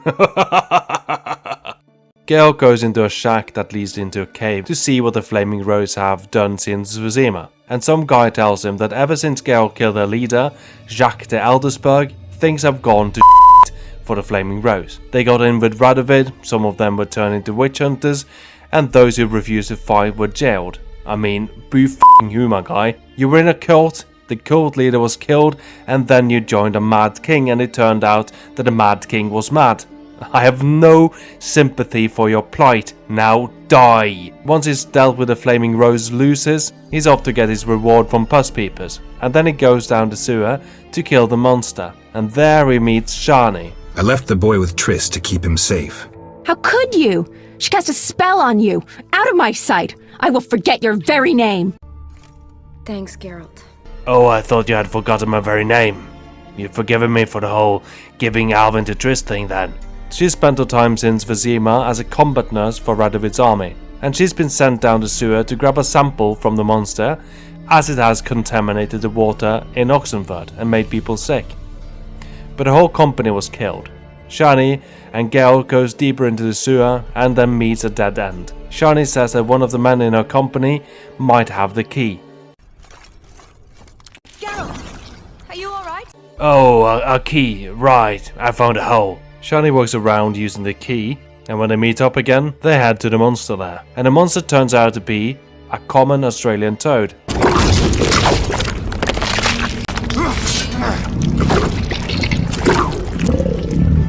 The toad kills Geralt and then Geralt kills the toad. As he jumps over him, he guts it and is drenched in some bile that knocks him out. And the toad turns into a man. I hope it's not been important. Then a mage and a company of soldiers shows up. Geralt wakes up in a boat, heading for Ophir. Apparently he killed the Prince of Ophir, who was under a curse. Whoops. He chats with another prisoner, asks the guard if he can have his auntie's hat, and then this bastard shows up. I thought he'd be important. It's of course Gaunter O'Dim. Moving on. Nah, this time he's actually part of the story. He makes Geralt a deal and brands him before f***ing off again, telling him to meet him underneath the willow in Yantry. Just as Gaunter O'Dim disappears, a storm rocks the ship, crashing it into the nearby island, which on my first playthrough I thought was a new tropical location, but it turns out to be Velen. Geralt wakes up dragged by some soldiers, and sees that they've beheaded his new friend from the brig. Geralt manages to get free in a very cool way, showing off how much of a badass he is. Then he's killed by the mage a few too many times, undercutting how cool he just was, before finally getting the bastard down. You can actually put your armor on in combat, you don't have to fight shirtless, and it turns out that this fight is optional, so I could have just run away. Geralt meets Gaunter O'Dim neath the willow in Yantry, and Gaunter tells him how Olgierd screwed him over with a contract, that he knew that the toad was a prince from Ophir under a curse. That bastard. O'Dim has his own problems with Olgierd.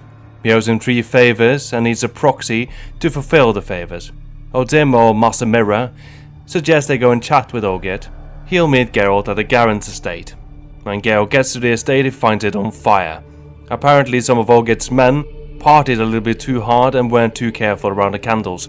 It happens more often than you think. It happened to me 3 times last month. I think I might have a problem with candles. That's at least what the fire department said about me in court. And I've been prevented from buying candles. Or at least I'll be in trouble if I try to buy some. So nobody tell them. Where should I put it? On the stack of paper over there, yeah?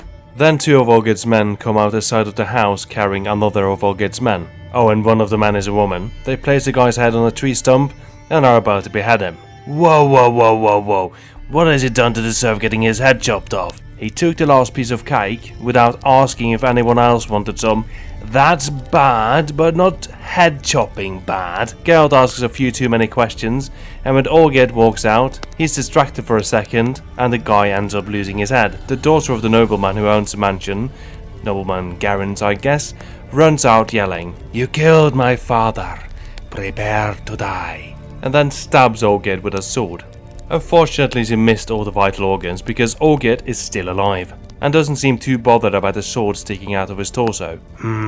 Weird. Olgierd accuses the guy who just lost his head of killing her father, and says that's why he lost his head. That's convenient. Then Gaunter O'Dim shows up, tells Olgierd that Geralt is going to be his champion that will fulfill Olgierd's 3 favours. And then he tells Geralt Olgierd used to be in love with this beautiful noblewoman named Iris that was promised to the Ophir prince, and that Olgierd is the one who turned the prince into a toad. Olgierd gives Geralt 2 tasks. Once the 2 tasks are done, he'll give him the 3rd. The tasks are: get him a new house, as the mansion they've been staying at is currently burning to the ground. The house of Maximilian Borsodi will do. The 2nd task is show his brother Vladimir the time of his life. Geralt meets up with Gaunter O'Dim and tells him about the tasks, and says he has no idea how to get Borsodi's house, but showing Olgierd's brother a good time won't be a problem. He'll suck his dick if that's what it takes. But the Master Mirror tells Geralt that he's got it wrong. Showing Olgierd's dead brother the time of his life is going to be the more difficult task. Doesn't seem like Olgierd really wants his favours fulfilled. Weird. O'Dim will worry about the house for now. Geralt should focus on the brother.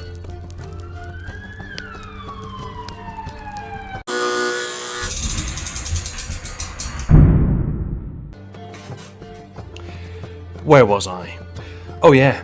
First Geralt needs to figure out where to even find Olgierd's brother. And he tracks down Shani in Oxenford to try and talk to her about the von Avric family. Thankfully she took Noble Family Studies as an elective, but first she needs to make an antidote for the toad poison. Once that is done, she and Geralt heads to the von Avric's old mansion to find Vladimir's grave in the crypt. On the way to the crypt, Shani invites Geralt to a wedding. Geralt goes down the crypt by himself to summon Vladimir with his incense that Shani brought. He fights some whatever ghosts, fights some giant spiders, and robs the noble family blind, even though Vladimir asked him not to. They might have hidden one of the best weapons in this game in one of these tombs. They didn't. Now they need to figure out how to show Vladimir a good time, and Vladimir suggests a possession. He'll borrow Geralt's body. It's time for a wedding. Shani invited Geralt, but it's Vladimir who gets to attend, and he has a plethora of activities to take part in. He flirts with Shani, loses a game of Gwent and has to wear some silly don't care ears, dances, drinks, finds a fire eater who's scared of dogs, who's ironically named David Attenborough, flirts with Shani, swims to the bottom of a lake to get Shani's shoe for a game, and grabs every other shoe as well, just in case. Chases some pigs into a pen, flirts with Shani, flirts with some random girl to prove to Shani that he's still got it, beats up the girl's brothers, kisses Shani, and then talks to Gontrol Dim, who has nothing nice to say about him.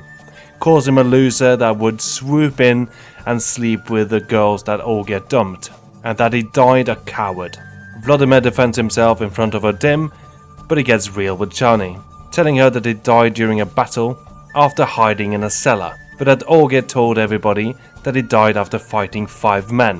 When the night is over, it's time for Vladimir to go, and Shani seems willing to sleep with him if it's okay with Geralt. But Gontrol Dim shows up, drags Vladimir out of Geralt's body and tortures him before carting him off. Geralt has fulfilled one of Olgierd's favours. Now it's time to move on to the next. But if he wants to, he can spend some more time with Shani, as he didn't really get to during the wedding. But he doesn't have time for that, so he tells Shani that he needs to leave, which makes Shani sad. So he has to cheer her up with some wine made of her favourite berry. And then you're forced to either admit that you'd cheat on Yennefer with some random girl, or cheat on Yennefer with Shani. There is no good option here if you want to be faithful to Yennefer. So I chose the less bad one, and said that I'd cheat with the girl that I actually know. I do think that leads to more information about the whole Olgierd von Everec story, as Shani promises to look into it further after you've slept with her. You're not punished for sleeping with Shani. The romance with her is isolated to the Heart of Stone. But I'm not a fan of your romance with Yennefer Triss not being at all acknowledged in this DLC. When the Redanian soldiers in Oxenfurt calls you weird for not doing anything about Shani giving you the eyes, I wish you had the option to say, I'm with someone else. She has raven hair and smells of lilac and gooseberries. Or, she has red hair and took advantage of my memory loss. And now I'm in love with her. So yeah, I'm a little weird. I guess you can look at this story as taking place before or after your romance with Yennefer. Maybe Yennefer and Geralt was on a break. After the events of the main story, or this story takes place before the main story. To get Maximilian Basodi's house, Geralt needs to have a chat with a Basodi. Lucky for him, a Basodi, namely Horse Basodi, is holding an auction in Oxenfurt. So Geralt tries to invite himself in. My ticket must have been lost in the mail. We don't mail our tickets. I wish I had the ability to make people do what I want. That would be very useful here. Thankfully, his friend Vimy Vivaldi of the Vivaldi Bank is in town, and he gets Geralt in. Vimy introduces Geralt to his rich friend, Countess Mignol, who gets Geralt to look for a non-existent ring so that she can lower him out to the balcony to talk about her crush Vesemir. In the winter of 1234, a Fledder was prowling the streets of Oxenfurt. A Fledder is a lesser vampire. A notice was posted, and Vesemir showed up to kill the beast. And that's how he and Mignol met. They had a brief tryst until Mignol's father found out, and Vesemir had to flee in the night. He left his gambeson, a protective jacket, and Mignol started a collection of Witcher paraphernalia. She asks how Vesemir is, and Geralt tells her that he's dead. She asks if he died like a Witcher, and Geralt tells her he died like a hero. The next rich friend Vimy introduces Geralt to is Jaromir, who's an art dealer and a connoisseur. I'm a bit of an art connoisseur myself. Oh really? Care to prove it? Colours? Paper? Colours on paper? Shapes? Coloured shapes on paper. Am I onto something? No. The last rich friend is Hilbert, who's recently come into a bit of money, playing Gwent, and he challenges Geralt to a game. Unfortunately, Geralt's deck is and that's why he lost. It's not because I'm bad at Gwent. It's time for the auction, and as Geralt isn't bidding on anything, he goes to the back to eat an apple. Once the auction is done, he gets a chance to talk to Horst Basodi, and asks if he can just have Max's house. That's a hard no on that one. Now get the f*** out, Witcher. Help me out with me, old friend. Sorry, I would help you out, but he'll transfer his money to another bank. The munes of the banking clan have had their eyes on him for years. Geralt is tossed out of the auction house and has to find another way to get the house. Thankfully, a very trustworthy guy in a hood comes up to him and tells him he's planning to break into the auction house vault. They should meet at the herbalist hut just outside Oxenford. The password is, I'm looking for some yarrow extract. When Geralt shows up to the herbalist hut, he is met by an angry boar with a bolt stuck in its side. And then he runs into some flaming rose losers trying to get into the hut. So he kills them. He gives the herbalist a password and is led down to the basement where the hooded guy is waiting for him. He has a plan for how to break into the vault, but first he needs to assemble a team. And he knows just the people to get the job done. They need someone to scale the building, and Evelyn Gallo or Hugo Hoff would be perfect for the job. Evelyn is an elf and a circus acrobat, and Hugo is a Doppler. To crack the vault, Quentin is the best option for the job, as that is his speciality. Or they could go with Casimir Bassi to just blow it up, as that is his speciality. Ba-boom is his catchphrase. Everything comes up explodey. Would have been his catchphrase, but it was taken by someone else. Quentin is a wanted man with a huge reward on his head, and he's been captured by a guy named Hans. Hans has put a contract on a griffin, and Geralt foolishly thought that killing the griffin would make Hans happy enough to let Quentin go. When that fails, Geralt tries to bargain, when he could have just used Axii. The reward Hans will get for Quentin is 200 orins. So I might have exaggerated the size of the reward. And Geralt tries to convince him to give up Quentin for a bit less, for convenience. But he's so bad at bargaining, he ends up having to pay the full 200. Next, he goes after Evelyn. Fun fact, Hugo is dead. I don't know if that counts as a fun fact though. To recruit her, he has to participate in a talent show, where he has to shoot some apples off a very brave elf's head and other body parts. Thankfully, Geralt is a good shot. I think I tried to shoot the elf in the head on purpose just to see what happened during one playthrough, and this clip from Extra Talis shows what happened. Well, what's the hold up? Shoot! Aim for the apple. The apple! He hit me! The bastard hit me! Whoa! Brilliant! Ladies and gentlemen, with that, singular feat, we bring our performance to a close. See you all soon.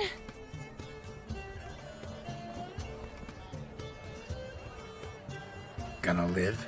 Yes, I shall live. Out of my sight, imbecile. Sorry. Told you I'm not a bad shot. Not a perfect one. Oh, don't fret. Van would miss occasionally too. I shall patch Merrin up. Well, one performance down. What of the next? I'll let you know. Very well. I shall be waiting. Now that everybody's gathered, Geralt has to fulfill part of his job. Brew a potion that will knock out most of the Redanian gods in Oxenford, and give it to the chef who prepares the food for the gods. The chef wants to get paid for this, as he might lose his job or his head for messing with the god's food, but this time you actually get the option to use Axii to make him do it for free.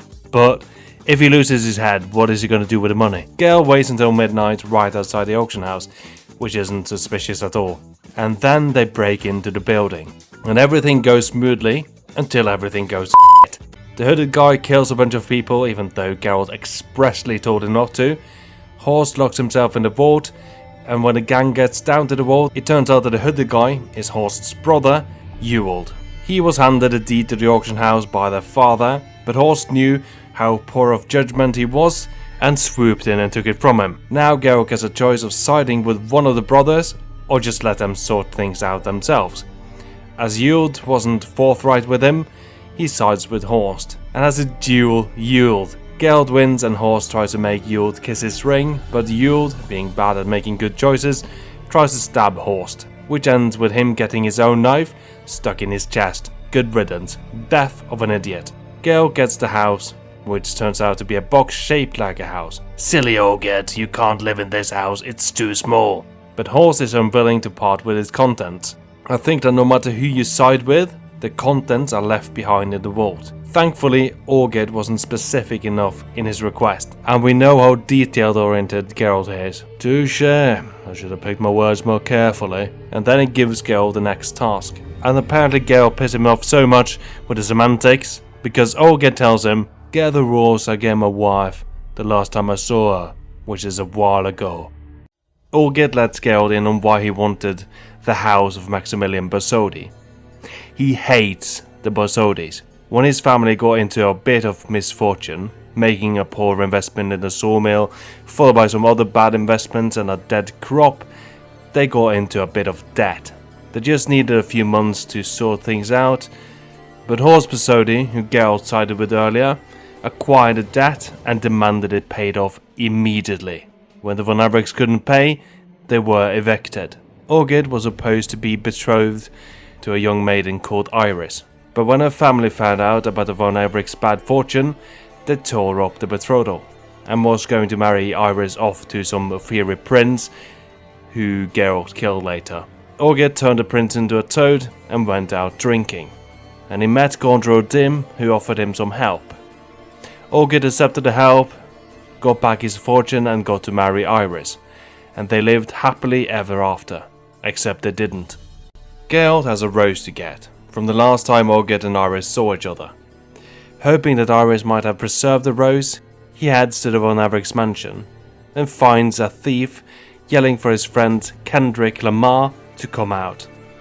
Geralt spots an unusual looking fog in the mansion and warns the thief to stay away. But Kendrick said there would be a box marked by the number 11 that would contain some strange things he could use in his next Drake diss track. And then Drake himself walks out. The thief runs off, and Geralt heads into the mansion's garden to look around. Even though the mansion is falling apart, and Drake has seemingly moved in, someone's been maintaining part of it.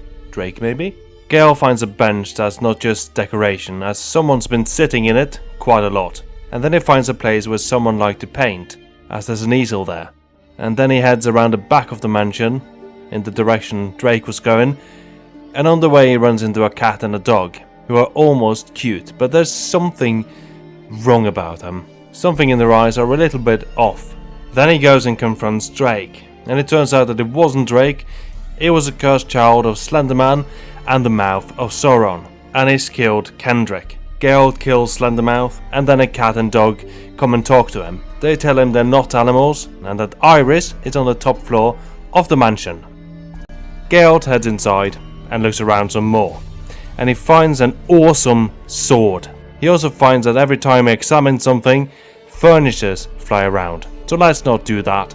Some raves comes out of paintings on occasion, which is really fun. I'm not scared at all. This is fine. Everything is fine. And then once he gets to the top floor, everything goes black, and the corridor he was walking down extends unnaturally. Here he has to fight a wraith that has been bothering him, and has to slice the painting she comes out of, even though he keeps targeting the wraith, which is extremely annoying. After killing the wraith, he finds Iris in a room, and she's dead. Dang it, I was hoping to talk to her. Apparently her heart exploded. That's not a real thing.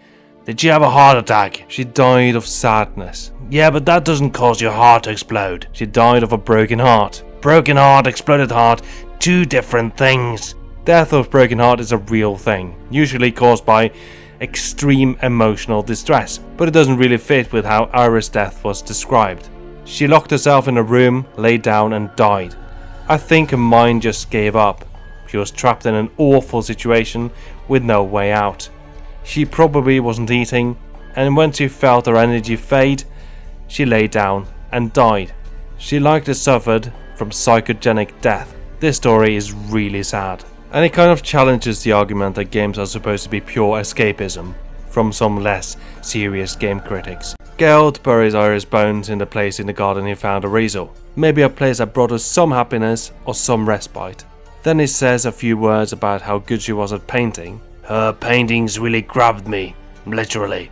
He places a sketch pad on the grave and a ghost shows up and invites him into the painting, where Geralt gets to witness her memories, find out exactly why she died. The first memory is on the more pleasant side. Her and Olgierd is in the garden gazebo, she's painting and he's reading a book. The memory shows them having a good time before Olgierd abruptly ends their little hangout, saying he wants to go inside. The next memory is of Iris moving in.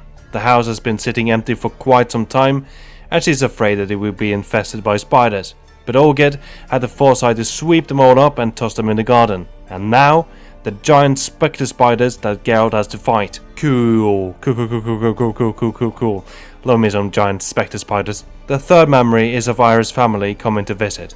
They have come to tell Iris and Olgierd that they've bought off their debt, to avoid the shame on their family. Olgierd is not happy and tosses the paper saying they own their debt in the fireplace. Olgierd is one of those guys who is too proud to let people help financially. And Iris' family isn't exactly helping out for the right reasons.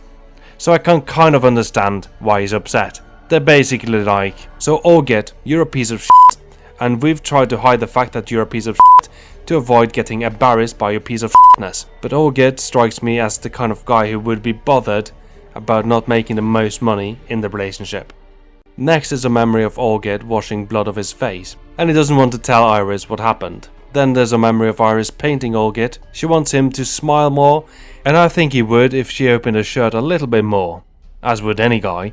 Seeing some boobs really does put a smile on our faces, no matter how many times we've seen some. Then there's a memory that's a little bit more important than the others, at least when it comes to understanding the story of Olgierd von Everec. Olgierd is trying to get rid of his pact with Gunther O'Dim. He's consumed by it, consumed enough to neglect the woman he made a deal for. This memory causes the house to burn, and Geralt has to escape the fires by jumping into another painting depicting the mansion in a snowstorm. Geralt has to find some shelter in the next memory, showing Olgierd drunk and Iris' father tearing up their marriage contract. Olgierd smashes her father's head against a pillar, killing him. If they wanted the story to be she died of a broken heart, this would have been a better time to kill her, but it might have looked a little bit too much like a heart attack. The next memory is of Olgierd and Iris having dinner. Olgierd has made Iris some animal companions. I don't know why he couldn't just get some animals. There seems to be plenty of them running around The Witcher. And he's introducing her to a new servant, Slendermouth. Not the most pleasant looking being in the universe. He's not only her servant, but also her bodyguard. So if she's lucky, she'll get to see him kill, which wouldn't be at all upsetting. Lastly, Geralt has to fight Iris' biggest fear, and is a twisted version of Olgierd pulling a sword out of his body to fight. Lovely. This apparition has been haunting her memories almost from the start. Then Geralt gets to have a chat with Iris, and she presents the rose to him. It's the only thing that binds her to this world. Geralt gets the option of taking it or not, and I think the kindest thing he can do is to take it, as that allows her to move on, even though she's uncertain of where she'll end up. Surely it's better than this. Geralt leaves with a final warning from the Not Dog. Be wary of the Man of Glass, and find some glass that can never be shattered. Plastic glass, bulletproof glass, or plexiglass, maybe. With the rose in hand, Geralt heads back to Oxenfurt and goes to the bar Olgierd and his man has been hanging out, and he finds Gunther O'Dim waiting for him. He wants to speak to him, but his old drunk gets in the way, so the Master Mirror stops time. He tells Geralt to lure Olgierd to the Temple of Ylvani. Then O'Dim goes and pokes a wooden spoon into the eye of the old drunk, killing him. Oh, and he also puts a fly in the soup of one of Olgierd's men. Geralt tells that man to get Olgierd to go to the Temple of Ylvani, and a guy tells Geralt Shani's been looking for him. During this part of the DLC, Radovid is brought up a bit when you're questing in Oxenfurt. So let's talk about when this DLC storyline takes place. This guard says, Halt! By order of King Radovid, no one's allowed inside the academy. So it seems like Radovid is still alive, even though he's definitely dead in my game. Now the reason of state quest is optional, and it has a few different outcomes. You can straight up tell Dijkstra that you're not interested, Later, when you meet up with Dijkstra, Thaler and Roche, you again get the option to drop out. You can mess up the quest so much that Radovid doesn't trust you and you can't lure him to the ambush spot. That happened to me once, I think in my first playthrough, where I made all the mistakes. Or, like in my game, you can lure him to the ambush spot and is killed by Philippa. Many players suggest this storyline takes place before the Battle of Kaer Morhen, and you are given the option to go sort things out before heading to the Isle of Mist. But would Geralt really head off and do a bunch of other things, or would he go straight for Ciri? It kind of works. Geralt is kind of fooled into this quest, thinking that it's a simple monster contract, and then he ends up getting a curse mark that he needs to sort out. But that means if you romance Yennefer or Triss, you will be in a relationship with them when you're completing this storyline. And the relationships aren't mentioned at all. Anyway, Shani wanted to talk to Geralt, and he goes and has a chat with her. She's leaving for Cedwyn and is in the process of packing up. She did, however, do what she promised to do and looked into Olgierd von Everec. She's found a professor that's been in contact with him, Professor Shakelock. He's currently being held at the Oxenford Academy. As Shani is an academic, she can try to get Geralt in, but the guards will only let her in. Hey Geralt, I have a plan. You should sneak around the back, and I'll throw down a rope for you. You got that, Geralt? Don't act suspicious. Don't act suspicious. Don't act suspicious. Don't be suspicious. Don't be suspicious.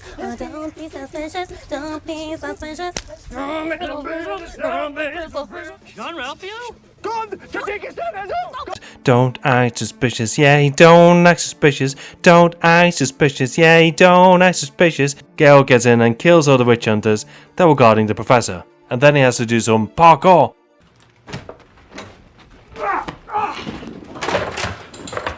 Parkour! To get into the professor's house. He finds a broken door and odds his way in, almost knocking the house down. Then he approaches Professor Shakelock, who's blind. He introduces himself, and the professor thinks that Gontrod Dim must have sent him. He's terrified of the guy.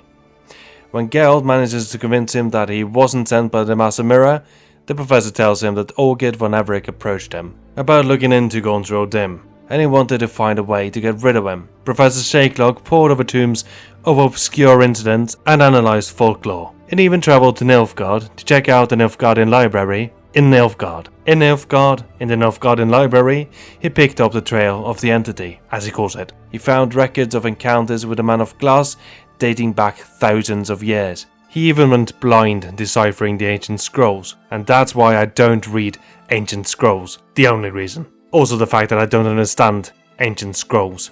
But he learned a great deal. Odim likes to play with his victims, and he thrives on pacts. Odim grants the people who enters pacts with him what they wish for, but not what they want. But there is a way to get rid of him. A guy did dissolve his pact with Odim by beating him at his own game. The man of glass can't resist a challenge.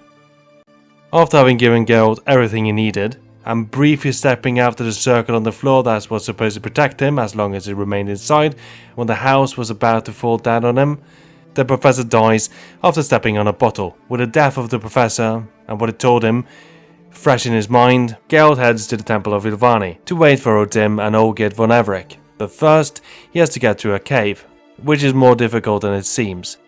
First, he walks into a wyvern nest, then he runs into some men hiding from wyverns.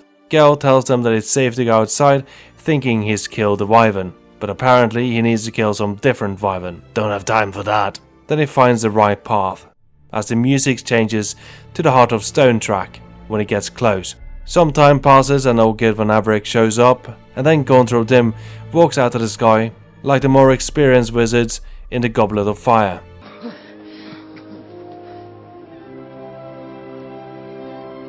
I bet that cleared your sinuses, eh? Olgierd's 3 favours have been fulfilled, and Odim wants his reward, Olgierd's soul. But wait, there was one final piece of the pact that has not been fulfilled. Once the 3 favours have been granted, Odim, Olgierd and the proxy were supposed to meet on the moon, and clearly they're not on the moon. Odim points at the ground and it's a mosaic painting of a half moon. Rookie mistake, Olgierd. Should have been more specific. Master Mirror is about to take Olgierd's soul, but Geralt steps in. I'll take the pact. if I can challenge you to a game. Should I win, you dissolve the pact and let both me and my red-headed friend go. Gontril Dim accepts, like the professor said, and transports Geralt to Creep World, where he gives him a riddle. You wish to play, so let us play. I shall tell you a riddle. Solve it, and both you and Olgierd will be free. And if I don't? Then we'll all three go for a wild ride. It's what you proposed, is it not? The riddle. Let me hear it. To all things and men I appertain, and yet by some am shunned and disdained. Fondle me and ogle me till you're insane, but no blow can harm me, cause me pain. Children delight in me, elders take fright, fair maids rejoice and spin. Cry and I weep, yawn and I sleep, smile and I shall grin. What was that supposed to be? You tell me. What am I? The answer is pretty obvious. Mirror. That's at least what Google told me when I looked it up. There was even a picture of Lockhart. Geralt goes and looks around and finds out that if he examines something, he gives Odim the wrong answer. Thankfully, getting it wrong once doesn't mean he'll lose. Then he finds Shani yelling for help, but it was a trick that he was forced to fall for, because I think that's the right way to go either way. And then he finds a cave full of treasure. I honestly thought that this cave would lead to the building with all the mirrors, but might as well check out all the chests while we're here. We'd be stupid not to. Haha, some boots that are worse than the ones I have. Neat. With little time to spare, Geralt goes around chasing mirrors that Odim shatters because he isn't playing fair. Glass that can never be shattered, Geralt mutters to himself, and finds a fountain. He odds the wall behind the fountain, and thankfully it fills with water. He looks into the reflection of the water and finds Odim and drags him out. Realizing he's lost, Odim burns up like paper. Back in the real world, Geralt is having a drink with Olgierd. The challenge took so long to complete, his beard grew out. Olgierd gives Geralt his sword and promises to turn his life around. Now what is Gontril Dim? I don't know why, but his name has kind of a devil feel to it. Be wary of Gontril Dim, he'll snatch your soul. Geralt speculates that he's a demon or a djinn. To me, he kind of feels like a D&D type devil, like Raphael, and not like the devil, like Lucifer. Maybe Gontril Dim is based on Mephistopheles from Dr. Faust. Actually, the whole Heart of Stone story might be based on Dr. Faust. And that's very in line with the work of Andrzej Sapkowski, who does take a lot of inspiration from classic tales and folklore. This is a great story about a selfish man who made a deal with the devil to marry the love of his life. And then everything went to shit, like they often do when you make a deal with the devil. He got consumed by ending the pact and ended up losing his love. As the professor said, Gontril Dim's pacts give people what they wish for, not what they want. And Olgierd lost his heart to gain his fortune and his marriage to Iris. But with no heart, he couldn't love the woman he made a pact for. The only problem I have with this DLC is that the story isn't implemented better for people who have finished the main game. A simple voice line saying Commander so-and-so of Redania has ordered could have fixed a lot. But the next DLC, Blood and Wine, fixes the issues I had with Heart of Stone, definitely taking place after the completion of the main story, as some of the events from the main story are addressed. This DLC came out May 2016. Other notable titles from 2016, Overwatch, Firewatch, and Watch Dogs 2. It was the year of the Watch. Ever since Geralt killed the Griffin in White Orchard, two knights from Toussaint have been trying to get hold of him. Sir Palmerin and Sir Milton. They've hung up a notice on a notice board in Velen, and Geralt noticed it. The quest is called Envoys Wine Boys, and like the Heart of Stone, where you can pick up the quest as soon as you get to Velen, this quest doesn't become available before you've completed Poet Under Pressure, which I believe is the final quest in the Novigrad storyline. But you'll probably be a little bit underleveled when this quest pops up, as the recommended level is 35.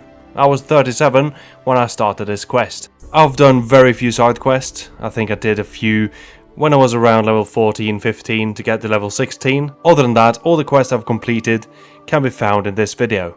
So doing the important quests plus the Heart of Stone should get you where you need to be. The notice tells Geralt to head to the Stonecutter settlement, where he finds Sir Palmerin and Sir Milton. They have a request for Geralt, but first they need to protect the Stonecutter settlement from some bandits that have been raiding it since the Redanian forces left the area. Geralt doesn't have to help, but he chooses to anyway. The bandits show up. Sir Palmerin tries to reason with them. "You're bringing the villagers misery when you could be bringing them happiness. Imagine these villagers were your family. Your family does not deserve happiness, no? Everybody deserves happiness." Okay, I think they've heard enough. Let's just fight. The fight was more difficult than I thought it'd be. There was a lot of bandits, and they all spread out when the fighting started. When all the bandits are dead, Sir Palmerin and Sir Milton invites Geralt into their temporary lodgings, and now they can finally tell Geralt what's brought him north. They've been sent by the Duchess of Toussaint herself, Anna Henrietta. A monster has been prowling the streets of Toussaint, and it's claimed 2 victims. A witcher is needed to deal with the monster. Geralt has actually helped nobles from Toussaint before, namely Antoinette and her cousins stuck in the swamp cemetery. I wonder how she's doing. Geralt asks a few questions about the monster and then agrees to travel to Toussaint to help. When they arrive, the monster immediately reveals itself. A hulking behemoth fighting a single knight. Geralt kills the monster. That was easy. I'll collect my payment and head back north. But it's not that easy, as this is not the right monster. This one is an old disgraced knight called Goliath. And you must be David then, I presume. No, what are you talking about? My name is Guillaume de Lunfal. Wait, are you from the same place as Sir Milton and Sir Palmerin? Yes, what about it? It's just that you sound different. Narrator, show a clip. Don't tell me. Show a clip! His name was Goliath, rumored to have been a knight once, but one who broke his vows. For this, the Lady of the Lake transformed him into a wild giant and banished him into the Gorgon Hills. So he came back down? Why? Several times each year, hunger chased him into the lowlands. Goliath had killed and devoured many shepherds. Guillaume's hunt served a noble cause. At any rate, it's a tale for more agreeable environs. See? One of them sounds Swedish and the other sounds Romance-ish, almost German. What's up with that? Guess this means we're gonna have to talk about accents in the Witcher universe. Fun fact, for the first Witcher game, CDPR wanted American actors for the Witchers. American accents does kind of sound out of place in fantasy, and that's what they were going for with the Witchers, as they're an isolated community of mutants. But they kind of undercut what they were going for by giving Triss and Shani and a few other characters American accents. American accents are more common in fantasy today, with shows like The Dragon Prince, The Legends Vox Machina, and games like World of Warcraft and Dragon Age. For your character in the Dragon Age games, you are given the option between British and American. I usually pick British, because I'm old-fashioned, I guess.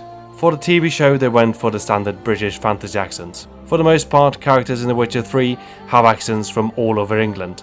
Then there's Skellige, which is based on Scotland and Norway. They're kind of Scottish Vikings. Many of the villages have names taken straight from the Norwegian map. Lofoten, Larvik, for example. So naturally they have exaggerated Irish accents. I think they would have gone for Scottish accents for the people of Skellige, but Scottish was already taken by the dwarves. In the TV show, they have Scottish accents. Now Toussaint is very clearly based on France, and Sir Palmerin and Sir Milton have Romance-sounding accents, French being a Romance language. But then there's Guillaume de Lunfal, who has a very Scandinavian accent. He sounds mostly Swedish, but he can pass for Norwegian as well. Another character that has a Scandinavian accent is Anna Henrietta. Personally, I think her name sounds very Swedish, especially if you say it in a Swedish accent. Gerold of Rivia, Jennifer of Vangeberg. She's played by Swedish actor Marianne Burning, who actually plays a character in the Netflix show, Tisea. Her accent is a little bit more subtle than PewDiePie over here, but that's probably because his voice actor, Dino Kelly, is English. So I guess they have 2 accents in Toussaint, which does have precedence in the real world. A few examples: Liverpool with a Scouse accent and then a milder Liverpool accent, London with posh and Cockney, and New York with a standard American accent and then a thick New York accent. Moving on, Alexander Skarsgård tells them that a monster has claimed another victim. The body was pulled out from the river by the chef from the nearby inn. Sir Palmerin has a tournament to go to, and so does Victor Lindelof. Geralt should follow Sir Milton down to the river. The body has been removed, but there might still be some clues as who the body belonged to and what happened. Geralt dives into the river and finds a handkerchief with the initials DLC. Clever. I found a handkerchief with the initials DLC. Does it belong to someone named De la de Belcontent? No, that would be ridiculous. It belonged to Sir Delacroix. We used to be friends. Geralt has found all he can find at the river. Now he needs to examine the body before it completely decomposes. So Milton points at the inn and suggests they go there and ask if anyone saw where the body was taken. As he points at the inn, Geralt notices a woman on the bridge watching them. At the inn, Geralt and Sir Milton meet up with some nobles. They tell them that the body was taken to the cellar of Corvo Bianco for storage, the cellar having been turned into a makeshift morgue. The estate used to be owned by Baron Rossell, but he had to auction it off to pay for his gambling debt. Geralt notices the same woman from before walking out of the door, but he did not notice her walking in. Geralt is off to Corvo Bianco, but Sir Milton can't come with him. He has other obligations, namely being selected by Anna Henrietta, the Duchess herself, to play the hare in this year's hare hunt. When Geralt approaches the estate, he hears screaming. He picks up the pace and rushes into the basement, where he finds a woman gnawing on a hand. He recognizes her as the woman he saw at the bridge at the inn, watching him. She teleports herself to the top of the stairs and locks herself in the room with Geralt. I'm not trapped there with you, etc, etc. I'm not trapped there with you, you're trapped there with me. After having killed the Bruxa, Geralt can finally examine the body and finds a coin purse full of Nilfgaardian florins stuck in its throat. That's not where I put my coin purse. Now Geralt needs to talk to Anna Henrietta to get some more information about the monster contract, so he heads to the tournament grounds. And there he finds Sir Palmerin telling a story to some kids. And then she went mad and burned all of King's Landing. That's how you're going to end the story? Yes, I have other things to do. Remember kids, the only thing better than dragon money is mouse money. Palmerin tells Geralt that Anna Henrietta is watching the tournament. That's just about to begin, but he can talk to her afterwards. On the way to the seat, Geralt notices bells are being tied to the tail of a Shaelmar. Shaelmars have very poor sight and rely on hearing, so the bells is going to confuse the beast, making it easy for whoever is going to fight it to kill it. And who's going to fight it? Well, it's Romeo Official, of course. He dedicates his premature victory to Vivienne. Damn it.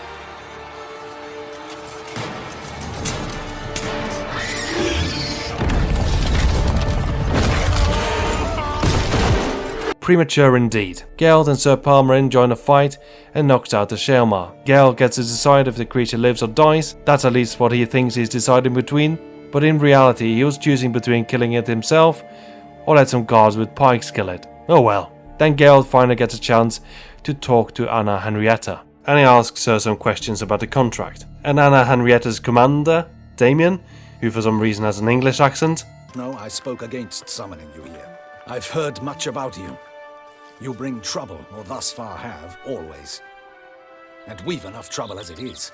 Is he not from this place, or can people of Toussaint not decide what accent they have? Damien tells Geralt about two victims who died before Geralt arrived in Toussaint. They were both retired knights, and their bodies were displayed in weird ways. Ways that mock the 5 virtues of Toussaint. The virtues being honor, wisdom, generosity, valor, and compassion. They figure out that victim 1 mocked honor, victim 2 mocked wisdom, and victim 3 mocked generosity, meaning the next victim will either mock valor or compassion. Geralt also learns that all the victims are knights from the same team, a team that Sir Milton was a part of. He's currently dressed as a hare, a symbol of cowardice, obviously. Cowardice would mock valor, so he might be the next victim. Anna and Geralt rushes over to the garden to find him, and they have to cheat in the game to find out that he's hiding in the greenhouse. They run down to the greenhouse and find Sir Milton dead. but the killer is still in the greenhouse, and Geralt chases after him. The chase ends at the warehouse, where Geralt fights and loses to the killer. Then the killer is about to strike the killing blow, but an old friend of Geralt, Regis, who's going to be played by Lawrence Fishburne on the next season of the Witcher Netflix show, steps in the way. Geralt is surprised to see his old friend, as the last time he saw him, he was a puddle on the ground, having been melted by Vilgefortz. Regis tells Geralt about the killer. He's a higher vampire named Detlaf, a higher vampire that shares some virtues with Geralt, according to Regis, having killed a monster for killing a boy who offered him an apple and wanted nothing in return. Detlaf was the one who brought Regis back to life, using his own blood, so he's not all bad. Regis believes that he can reason with him, and asks Geralt to lead the guards approaching the warehouse of his trail, and to meet him at the Meld Lagenschlagen cemetery later. Hopefully it's easier to find than it is to pronounce. Almost as soon as Geralt leaves the warehouse, a boy approaches him carrying a letter. Now, Geralt is given a choice here of either giving the boy a tip or not. Now, if you look at this tip, boy, this video is approaching 3 hours, we don't have time for this. Right, Geralt reads the letter. It's from his Yennefer. Aww. She's recently learned of a Professor Moreau, a scholar in Beauclair, who has conducted research into witcher mutations. She's included a map with the letter, and instructs Geralt to find Moreau's journal, buried with him. But first Geralt goes and checks in with Guillaume, who had quite a tumble in the arena. He's in the medical tent in the tourney ground. The Swedish knight is very happy to see Geralt, as he has something he wants the witcher to look into. He suspects someone has cursed Vivienne, the fair maiden he dedicated his premature victory over the Shaelmar to. Even though she's the most beautiful woman in the world. I don't know about that. She is. She likes to keep to herself, hiding her beauty from others, and I don't think it's fair. She must be under a curse. Sound reasoning. Got any proof? I tried to get close to her, but then she screeched and ran off. That's a little bit unusual. What did you say to her? I beat my chest. Then I barked loud to establish dominance. I said, if you want me to growl like a tiger, then you can come to my tent. Then I gave her a taste of the tiger growl by growling softly at her. And then I said, this high-value man wants a queen in his chamber. Then I beat my chest again. And then she screeched and ran off. Weird. Yes, it was weird. The screech was very weird. Loud like a banshee. Okay, Guillaume, I'll look into it. I have a feeling she was scared off by your alpha energy. That might be it. In order to get close to Vivienne, Geralt needs to join the tournament. But even though he's a highly trained witcher that has killed the leader of the Wild Hunt, Geralt needs to train for the tournament, or he'll surely lose. He aces the training exercises, 10 out of 10. All that's left now is to beat the tournament. I need you to sign there and there, over the dotted line. Okay, license and registrations. And what name will you use? Your available options are Geralt of Rivia, Ravix of Forhorn, General Fluffington III, or Dragon these nuts.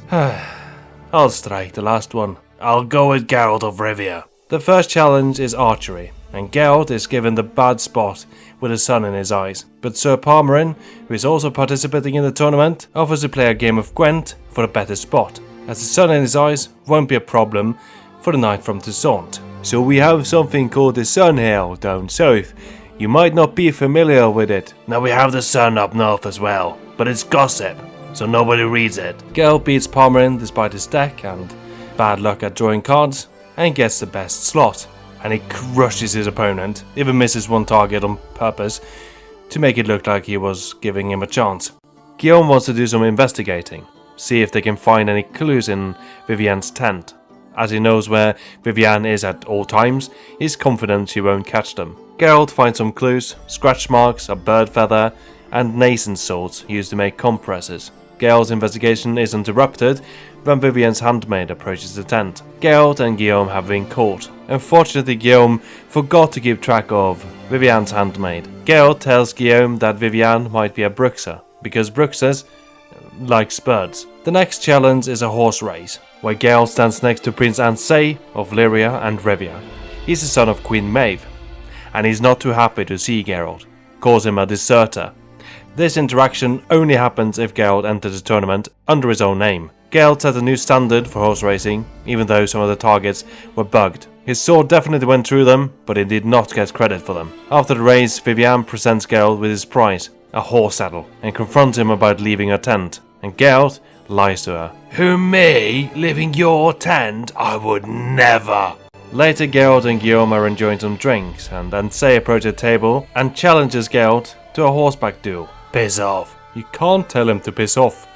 You'll drop out of the tournament. Geralt reluctantly accepts the duel and shows Ansei how stupid it was to challenge him. I didn't want you to embarrass yourself. Ansei softens a little towards Geralt, and Geralt explains that he had a good reason to leave during the battle for the bridge of the Yaruga. And as Geralt agreed to the duel, Ansei accepts the explanation. Back at the table, Geralt witnesses Vivienne holding a speech. Then she walks off and Guillaume prompts him to follow her. He finds her at a clearing by a lake, resigned to her death, believing Geralt was sent to kill her. She is under a curse, but not a dangerous one.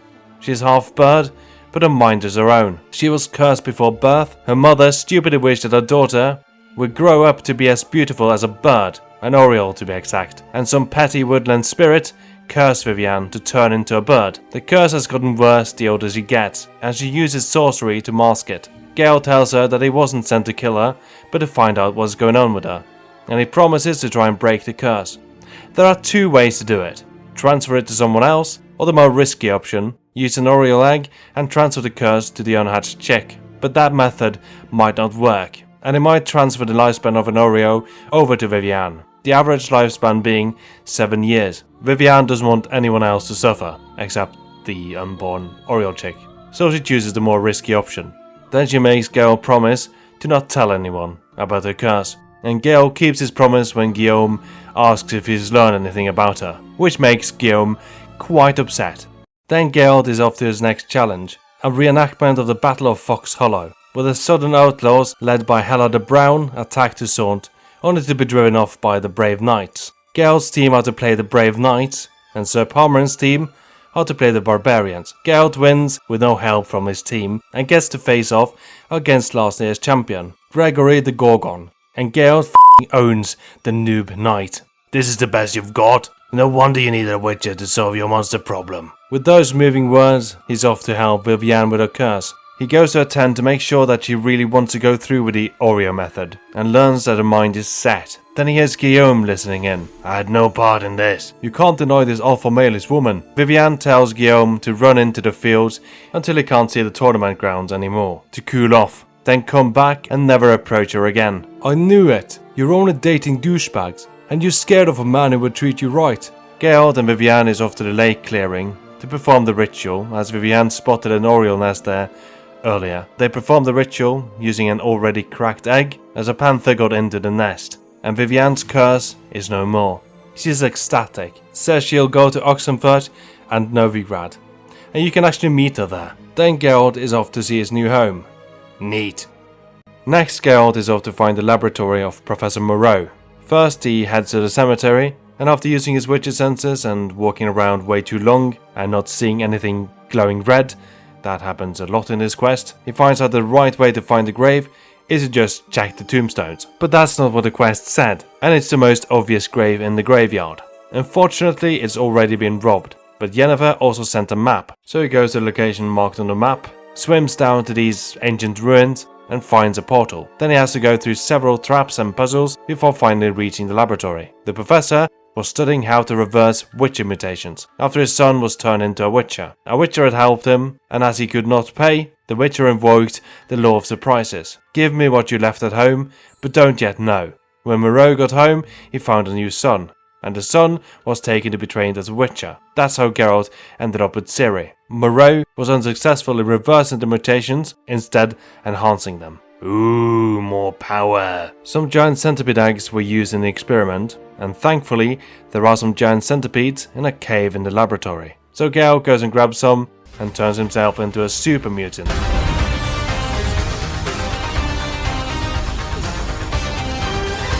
So Geralt has Detlef's hand, and he's wondering if he can use it for something. And he wanted me to let you guys know that he hasn't used it for anything. So there's that. Moving on. Hey, now they're gonna think that I used it for something. I didn't. You really screwed me over on this one. So he goes and chats with Reddy Eyes.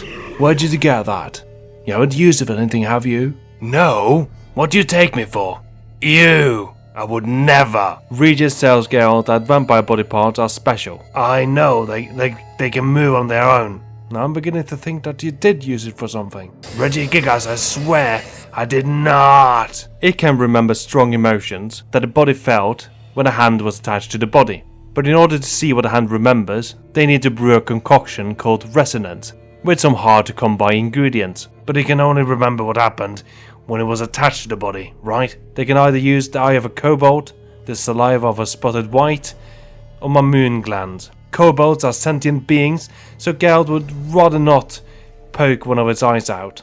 The closest mammon is in Vizima. Unfortunately, it's outside the royal palace, and you can't go back to Witcher 1 and transport it over. I've tried, and the spotted whites are extinct. Guess we'll never know what happened to the hand. I'll take it back. No, I'll hold on to it. And we do know what happened to the hand, Geralt. Reggie Rock sends out some ravens to look for any monsters nearby with the monster parts they need, and they find a spotted white living in a house just down the road. That's impossible. It has a bunch of rusty spoons. There might be a spotted white. They like spoons, but so does salad fingers. And I really don't want to deal with the salad fingers. Nasty creatures, related to spotted white. You see the scar over my eye? Yeah, salad fingers gave me that. But they really need to find Detlef. So Geralt goes to the house, despite his reservations. And thankfully, it was a spotted white Reggie Steele's raven found. And it's made dinner. So Geralt invites himself to dinner. No spoons. Delicious. Having dinner with a spotted white cured it of his spotted whiteness, and it turns into an old woman who Geralt brings back to Corvo Bianco. This woman used to be Marlene, the beautiful heiress of the Trasmara estate. When she held a banquet for a friend, a beggar sat down on her doorstep with a plate and a spoon. It's an old custom to give beggars some food off your table when they do this. But Marlene did not care about the old customs, so she chased the beggar off and told him she'd rather feed the scraps to her dogs. The beggar broke his spoon and cursed her.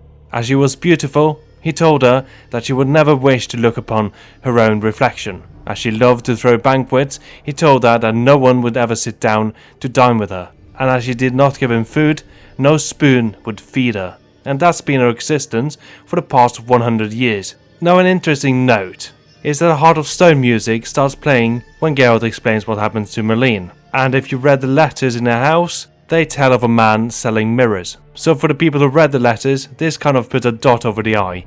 And for the people who didn't read them, this will hint at them the involvement of the Man of Glass. Also, Gontrod Dim does have a history with spoons. Geralt has the saliva of the spotted white, and goes to have a chat with Regilecki about the next step. Regidrago tells him that he needs the blood of a high vampire, but he's been looking for a replacement. Why? You're a high vampire. Which hand do you want me to cut? By the way, can I have the other hand back? It's been burned. Ah! Unfortunately, the blood of a high vampire isn't enough. The blood needs to be in an agitated state. To induce a state of agitation, Reggie Watts has a plan. There is a place called Tashamunta, where there's a cage that is made of a special silver alloy that vampires can't miss their way through. The cage was made to trap a very hungry vampire called Kagmar, who in one night could drink the blood of an entire village. To avoid a massive conflict with the elder races, the vampires locked him away. Regis, who used to be addicted to blood, got drunk one night and was sent out to get blood by his comrades. He crashed into a village well, and the villagers almost killed him. We learn in Blood and Wine that only a higher vampire can kill another higher vampire. The villagers poured holy water on him, staked him, cut his head off, drew a penis on his forehead, and then buried him. He spent 50 years underground recovering and thinking about the actions that led him there, and decided to abstain from blood. But in order to effectively induce the agitation needed for the blood in his veins, he needs to drink blood again. And on top of that, he takes a concoction that makes him hypersensitive to the smell of blood. Geralt and Regis travel to Tashamunta, and Geralt finds some awesome but a bit awkward looking gear.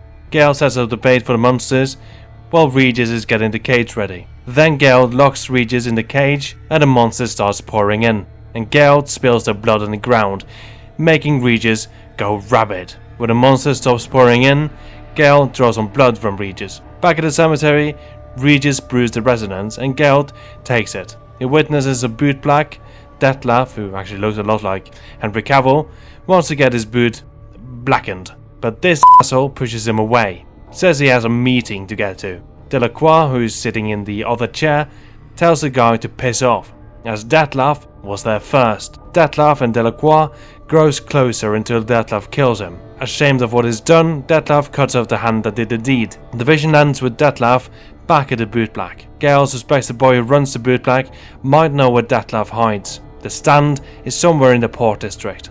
Geralt finds the boy running the bootblack being harassed by 3 grown men. He intervenes and tells them he's a witcher, which should be enough to make them back down, but messing with me would be a bad idea. They don't listen. That was stupid. I'll conspire to welt your bum with my belt. And we've spotted another accent, this one sounding almost Irish. So what I think happened to the Toussaint accent is that people from all over Europe, mostly Britain, were cast to play characters from Toussaint. I'm not sure what directions they were given, but they all seem to have their own take on this fantasy accent. And that tends to happen when you're working with a non-specific accent. Take the show Vikings, where they specifically created a non-specific Scandinavian accent specifically for the show. I think Gustav Skarsgård was involved in the creation process, and they did have dialect coaches working with the actors on set, but they cast people from all over the globe as Vikings, so inconsistencies were bound to happen.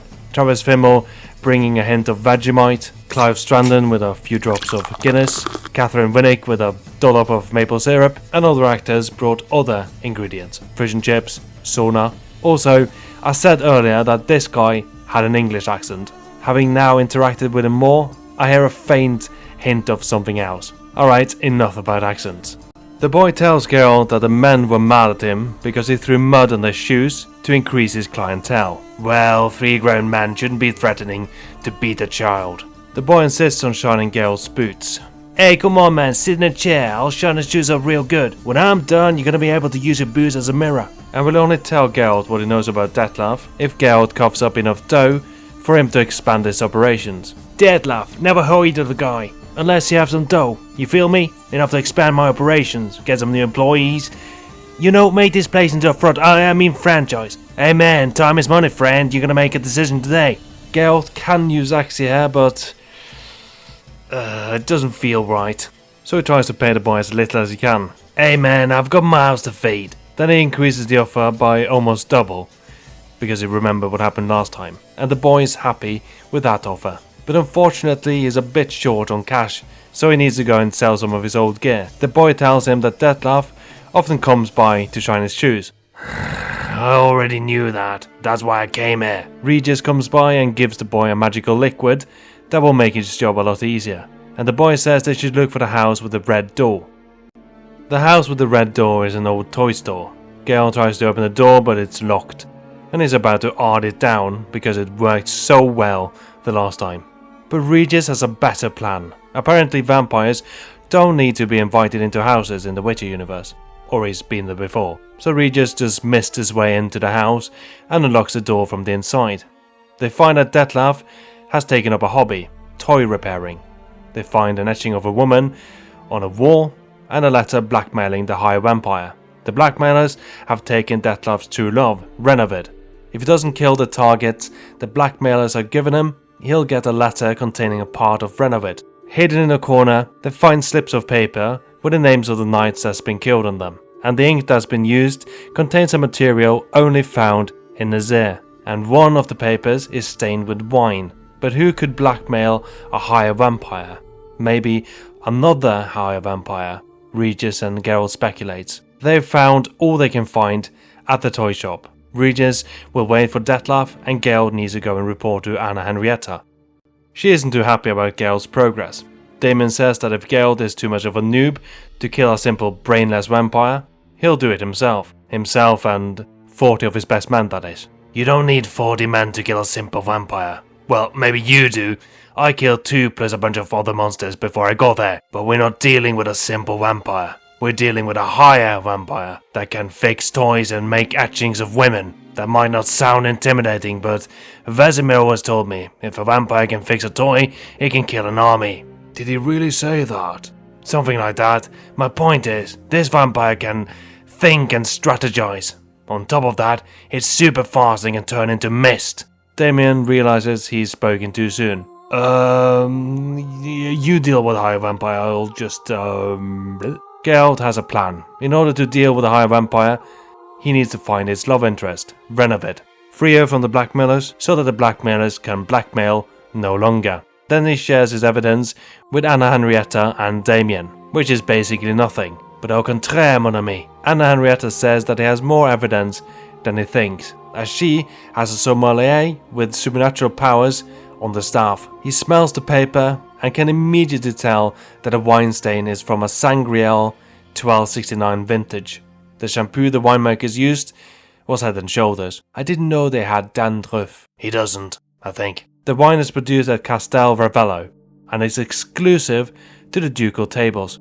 Geralt, Anna and Damien goes to Castel Ravello, and Anna turns on incognito mode. After some investigation in the cellar, they find out that Master Fabrizio has been selling wine to a nobleman from Sintra under the table. Sintra is where Ciri is from. Fabrizio comes from a noble family that lost everything, and Henrietta pulled him out from the gutters and hired him to work at Castel Ravello. Tempted by the prospect of buying back his nobility, he sold the wine way over market value to the noble from Sintra. To the dungeons with him, but before he's hauled off, he gives Anna, Geralt and Damien the location of the next drop, as he's sold another barrel but has yet to deliver it. So Geralt jumps in a cart and shows up to the drop. Yo yo yo my dudes, are you looking to score some cheap ass wine? No, we're specifically looking for some expensive wine. What the f*** are you on about? The bandits realize that Geralt isn't the guy they're looking for, and a fight breaks out. A bugged fight, not completing the quest once all the bandits are down. So Geralt lights a barrel on fire, and ba-boom!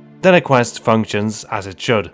A single bandit is left alive, and Geralt scares him into telling them what they already know. To the dungeons with him. Damien goes and looks for some more information and finds out that there's a whole conspiracy afoot. He finds out that the Sintrian thereafter visited a bar not that long ago with a companion, a singer named Cecilia Bellante. Cecilia invited him to a reception mounted by the Mandragora, so Geralt dresses up and goes there with his date, Anna Henrietta, the Duchess herself. They're told by the receptionist and say that Cecilia will be wearing a Kaviri orchid in her hair. They go around looking at all the women for the one wearing an orchid. Geralt does some painting and is quite good at it. Tell us a little bit about the painting. You see, there were these colored balls that you can throw at this piece of cloth. And I grabbed the ball and threw it at the piece of cloth. And this is what it turned into. It means nothing. And by the piece of cloth, do you mean the canvas? Okay. And then they find a girl getting painted naked with a Kaviri orchid in her hair. She got it when Cecilia was done performing and threw it into the crowd. But she saw the Sintrian noble approach Cecilia and hand her a heart-shaped box. Then they headed off towards the refreshment tables. Geralt and Anna heads to the refreshment tables and finds the heart-shaped box. It's been opened and thankfully it contains some perfume, a scent that Geralt can follow. The scent leads into the house and into a room a guard is guarding. The guard recognizes Anna Henrietta and lets her and Geralt into the room. They find Cecilia dead on the ground. Her throat has been slit. The door to the balcony has been ripped off, and Geralt walks out onto the balcony and finds a path leading upstairs, where he finds evidence of a scuffle. A smashed mirror and scratch marks on the wall, suggesting someone slumped to the ground. A crooked sconce, a snapped necklace that was attached to a gem, and he finds a bloodstain on the gem, suggesting it was what the thief came there for. He finds an open window and blood marks on the windowsill, making it look like someone who was bleeding either fell out of the window or climbed out. And he finds a decorated hunting knife used in the fight. Then some guards enter the room, followed by Anna Henrietta and Oriana, the owner of the estate. Oriana invites Geralt and Anna to sit down with her. She'll explain what happened. The Sintrian used Cecilia to get into the estate, killed her, and then snuck upstairs to steal the gem. Oriana caught him, smashed his head against a picture frame. He bled profusely, and he pulled a knife. "You brought a knife to a vampire fight," Oriana said and pushed him out the window. Geralt takes the gem out of his pocket and shows it to the two women, and Anna Henrietta says that it's the heart of Toussaint, and asks Oriana how she came into possession of it. Oriana says that she bought it from a young woman years ago. The gem is a family heirloom of Anna Henrietta. Incidentally, it went missing years ago.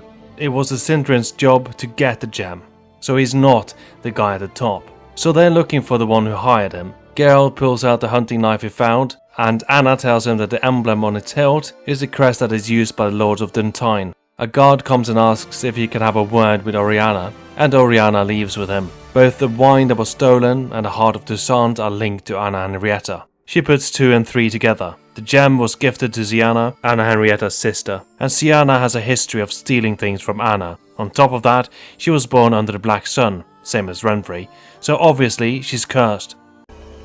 Killing Renfri is the lesser evil. Evil is evil, Stregobor. Lesser, greater, middling. It's all the same. Geralt knows that there might not be such a thing as the curse of the Black Sun, as superstition, ostracizing and shunning children born under certain circumstances might make the children grow up cruel, as all they've experienced is cruelty, a self-fulfilling prophecy. Anna tells Geralt that as a child, Ziana convinced a guy named Cedric, whose brother had a crush on Anna, that she could dream of the future, and that she had dreamt that Cedric's brother would kill him. So Cedric killed his brother before he had a chance. So Ziana is obviously pure evil, and she was forced to leave the palace. Geralt's next destination is Duntine. If Ziana is there, he must bring her back alive. Someone else who might be there is Renovid. And speaking of Renovid, Oriana comes back, and with her, she has Regis and Dettlaff. Geralt gets a chance to speak with the Butcher of Beauclair, without revealing that Dettlaff is the Butcher, and lets him know that he'll help free his love. And then he scolds Regis for just springing Dettlaff on him. Anyway, off to Duntine. Geralt meets Damien at the Delacroix Mill after midnight, where they prepare for the assault on the Duntine castle. Okay, here's the plan. We'll send a small battalion to the castle. Erica is a very good actor. He'll yell, "Dragon!" And then the battalion runs in all directions pretending a dragon is attacking. The rest of the army will attack, taking advantage of the distraction.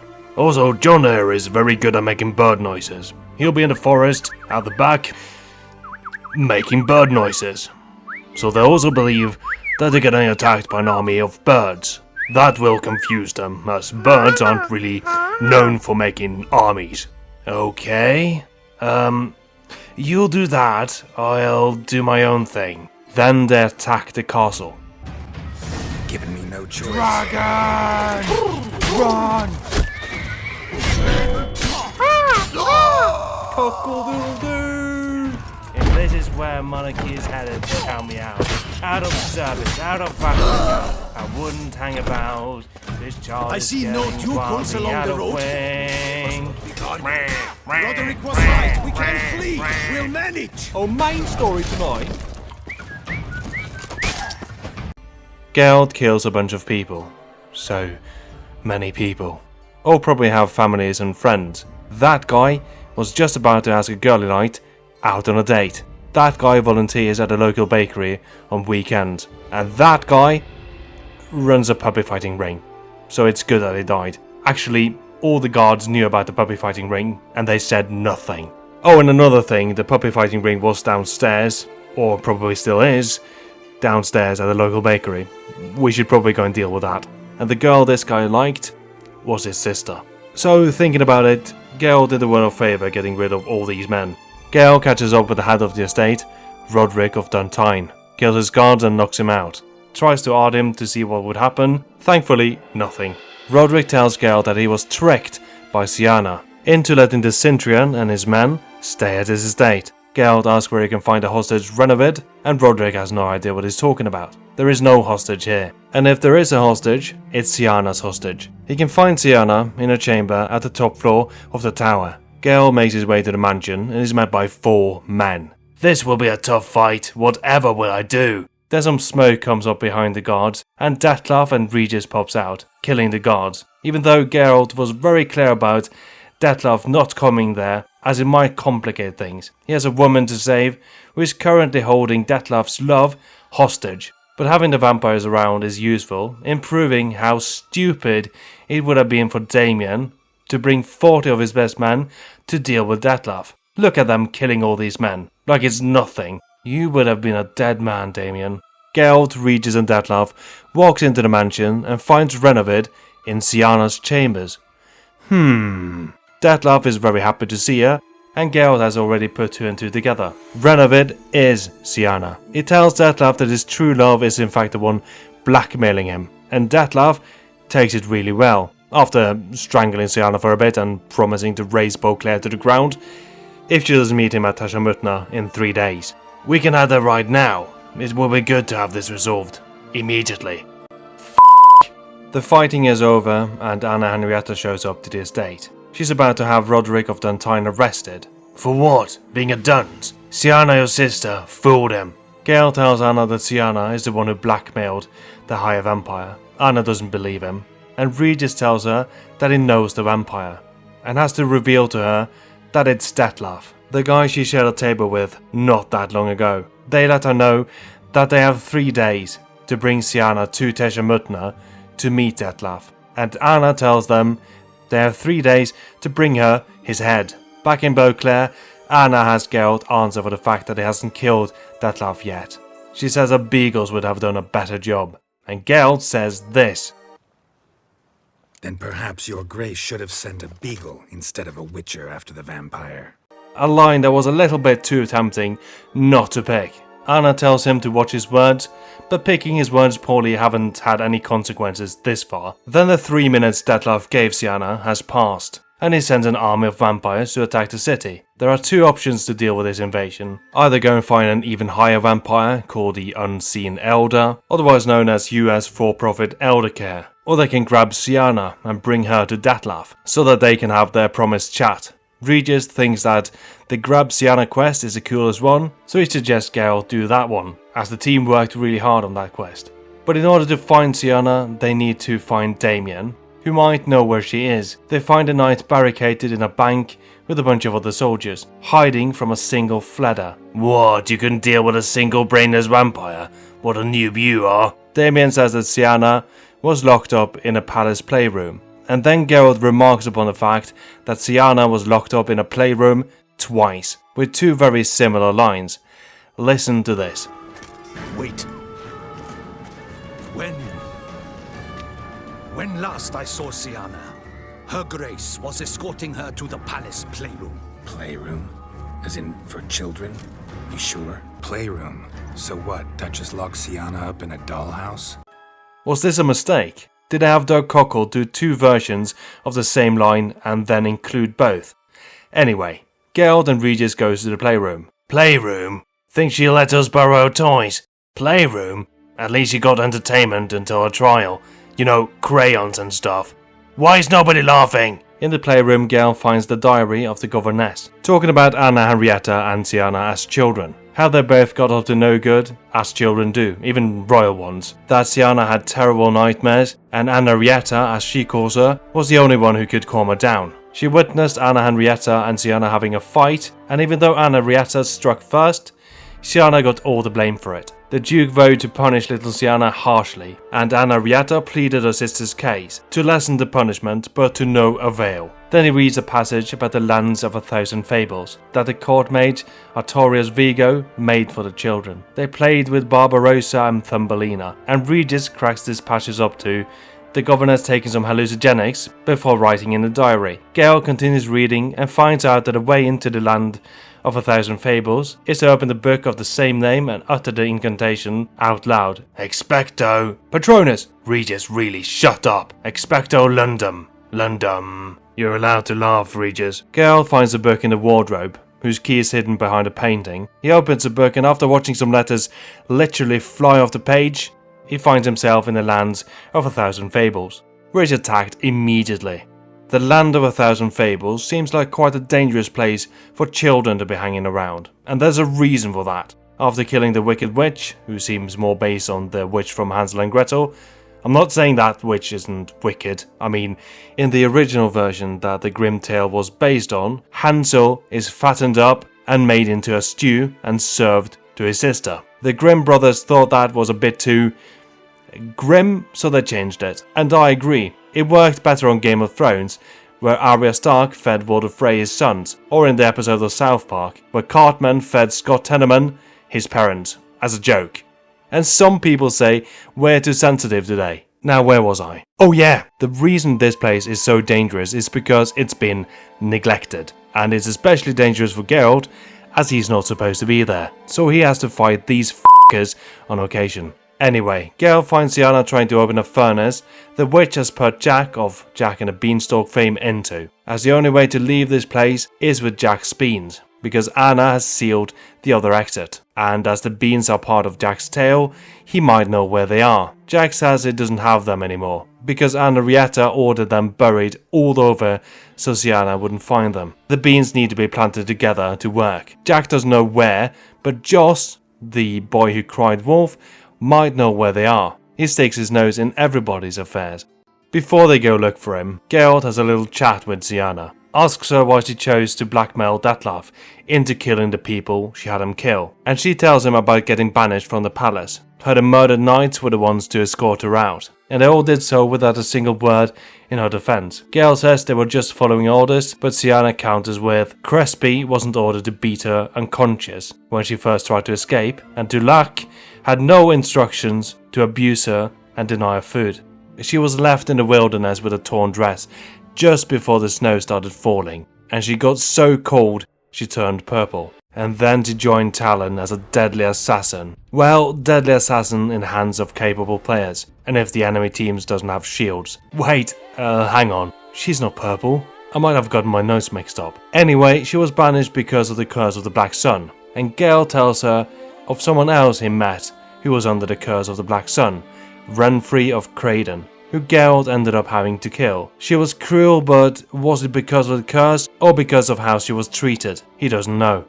Geralt and Syanna finds the boy who cried wolf, surrounded by a bunch of wolves. This is fine, everything is fine. They kill the wolves and get the boy to tell them where the beans are hidden. Or at least they get him to tell them the opposite of where the beans are hidden.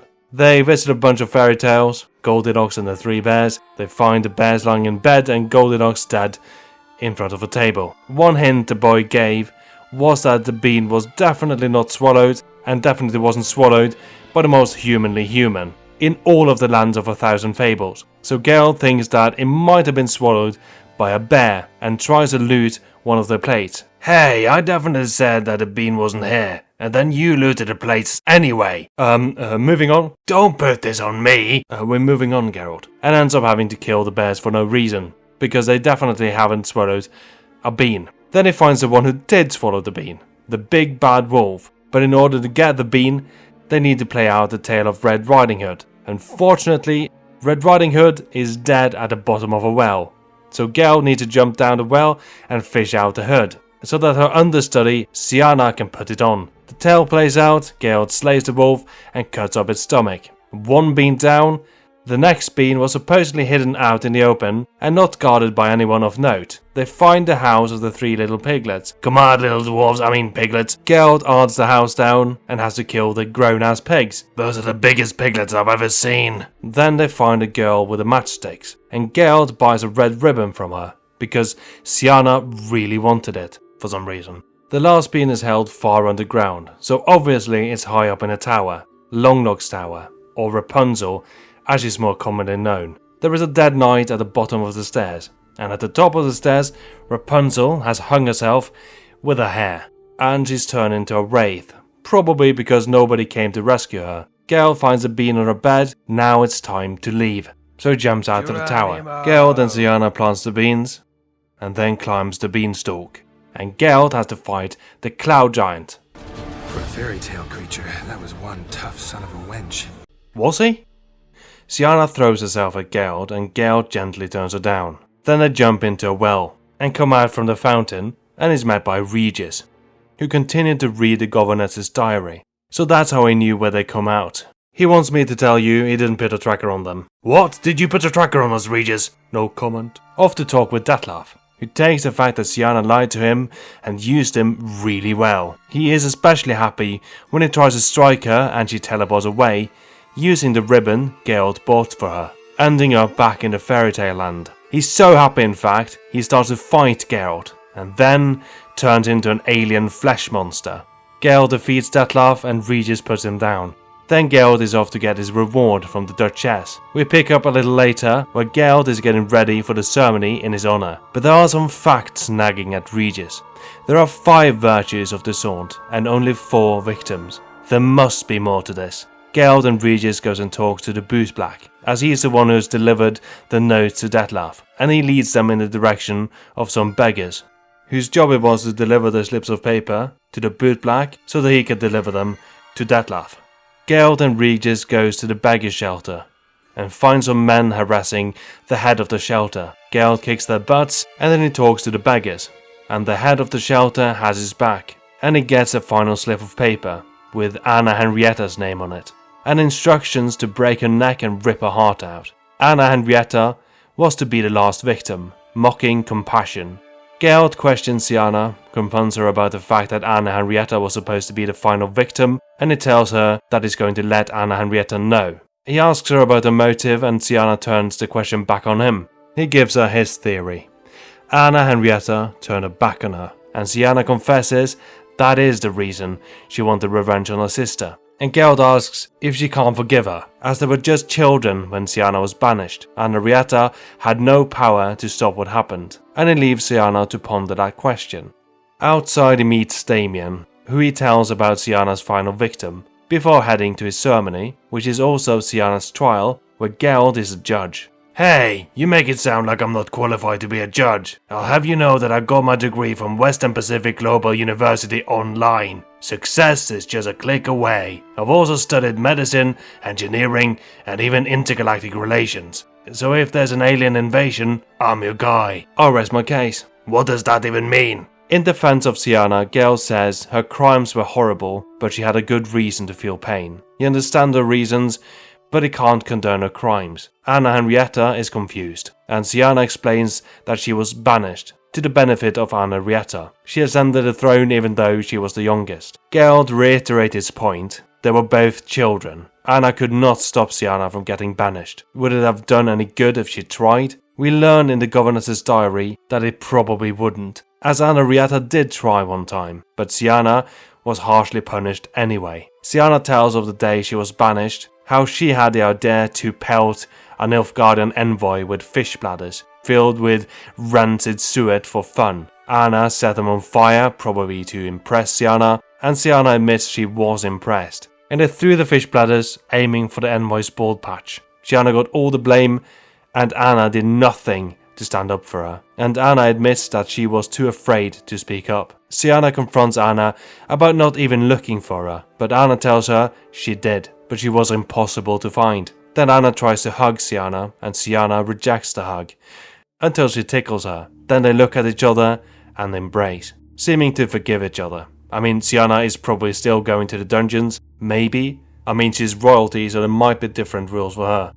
After the ceremony, Geralt goes and hangs out with Regis at the cemetery. They have a drink together. The drink is made from some excellent mandrake found in the area, and Regis suggests him and Geralt go and pick some more. Mandrake is highly toxic, even for witches, and Geralt is given some gloves and a mask that he doesn't find in his inventory, so he poisons himself. When he's picked the mandrake he needs, he goes and looks for Regis, who's disappeared. He finds him fighting some Bruxers. They're yelling at him for raising his hand against another vampire. For that he should die. Geralt, and mostly Regis, kills the Bruxers. Then they sit down for a final drink, where Regis tells Geralt he has to leave Toussaint, and maybe go to Nilfgaard, where they don't believe vampires exist. Regis leaves and Geralt goes to Corvo Bianco, where he has a visitor who's just barged in. He walks into his house and finds Yennefer. Now that everything is calmed down, she can move in. They talk about settling down and getting the stuffed unicorn. Yennefer has for the first time no plans, no ambitions. She does need some new clothes though, as the southern sun makes her quite hot in her all-black outfit. And that's where The Witcher 3 ends, with a fantastic DLC. One of the best DLCs ever made, maybe bar Shadow of the Erdtree. So now you're ready to pick up The Witcher 4 when it drops sometimes in the next 100 years, give or take. So let's talk a little bit about what we know about The Witcher 4. From the trailer and the playtest, we know that we'll play as Ciri, and we know that Geralt is going to be in it in some capacity as well, but we haven't seen him yet. In The Witcher 3, Geralt is asked about settling down, on more than one occasion. And it does kind of settle down at the end of Blood and Wine, with the one who romances in the base game, Triss or Yennefer. I don't know what happens if he doesn't romance anyone. He always has the option to say he's going to continue being a Witcher. Last we saw Ciri, she's given a Witcher blade from Geralt, named after her. I don't know what she's doing during Blood and Wine. There are 3 endings for Ciri. She becomes a Witcher, she becomes the Empress of Nilfgaard, or she dies. It seems like they've gone with the Witcher ending for Ciri. But if you've got one of the other endings, they might find ways to explain why she's the main character now. But what will the setting for The Witcher 4 be? In a cinematic trailer, we see a town called Stromford, a village on an isolated island in the far north. This place might be just for the cinematic, or it might be the starting zone. The Witcher 3 opens with a cinematic following Geralt and Vesemir on the trail of Yennefer, and then transitioning from the cinematic into the opening of the game. Maybe The Witcher 4 does the same thing. But what other places can we visit? In The Witcher 3, the zones we have access to are pretty much right next to each other on the map. So knowing that Stromford is in the far north, could the other zones be Povis, Cadban and Kovir? We've heard a lot about Kovir in the Witcher games, so it could be cool to visit the place, and maybe check in with Julian. Both Triss and Yennefer might end up in Kovir at the end of Witcher 3. And that brings me to my next point. Returning characters. I think we'll see Dandelion and Sultan again. It would be weird with a Witcher game without them. Geralt is already confirmed, but what about the sorceresses? During a press tour for Andor, when asked about The Witcher 4 by Eurogamer, Denise Goff said she doesn't know anything about it. Does this mean she's not going to be in it? Maybe.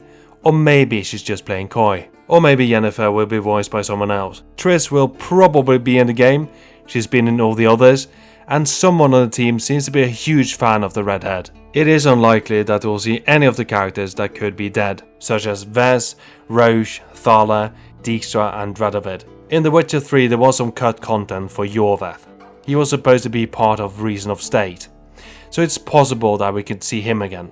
The Witcher 3 is one of the best games ever made, and as I've said, it shaped the RPG genre for a long time. Recently, other games have had success straying from the formula. Breath of the Wild, Tears of the Kingdom and Elden Ring. I'm excited to see if they stick to the Witcher 3 formula, or if they try something else for The Witcher 4. Thank you all for watching this extremely long video. I'm not sure what doing the Geralt voice for such an extended period of time did to my voice. It made it better. The pile of work remains the same.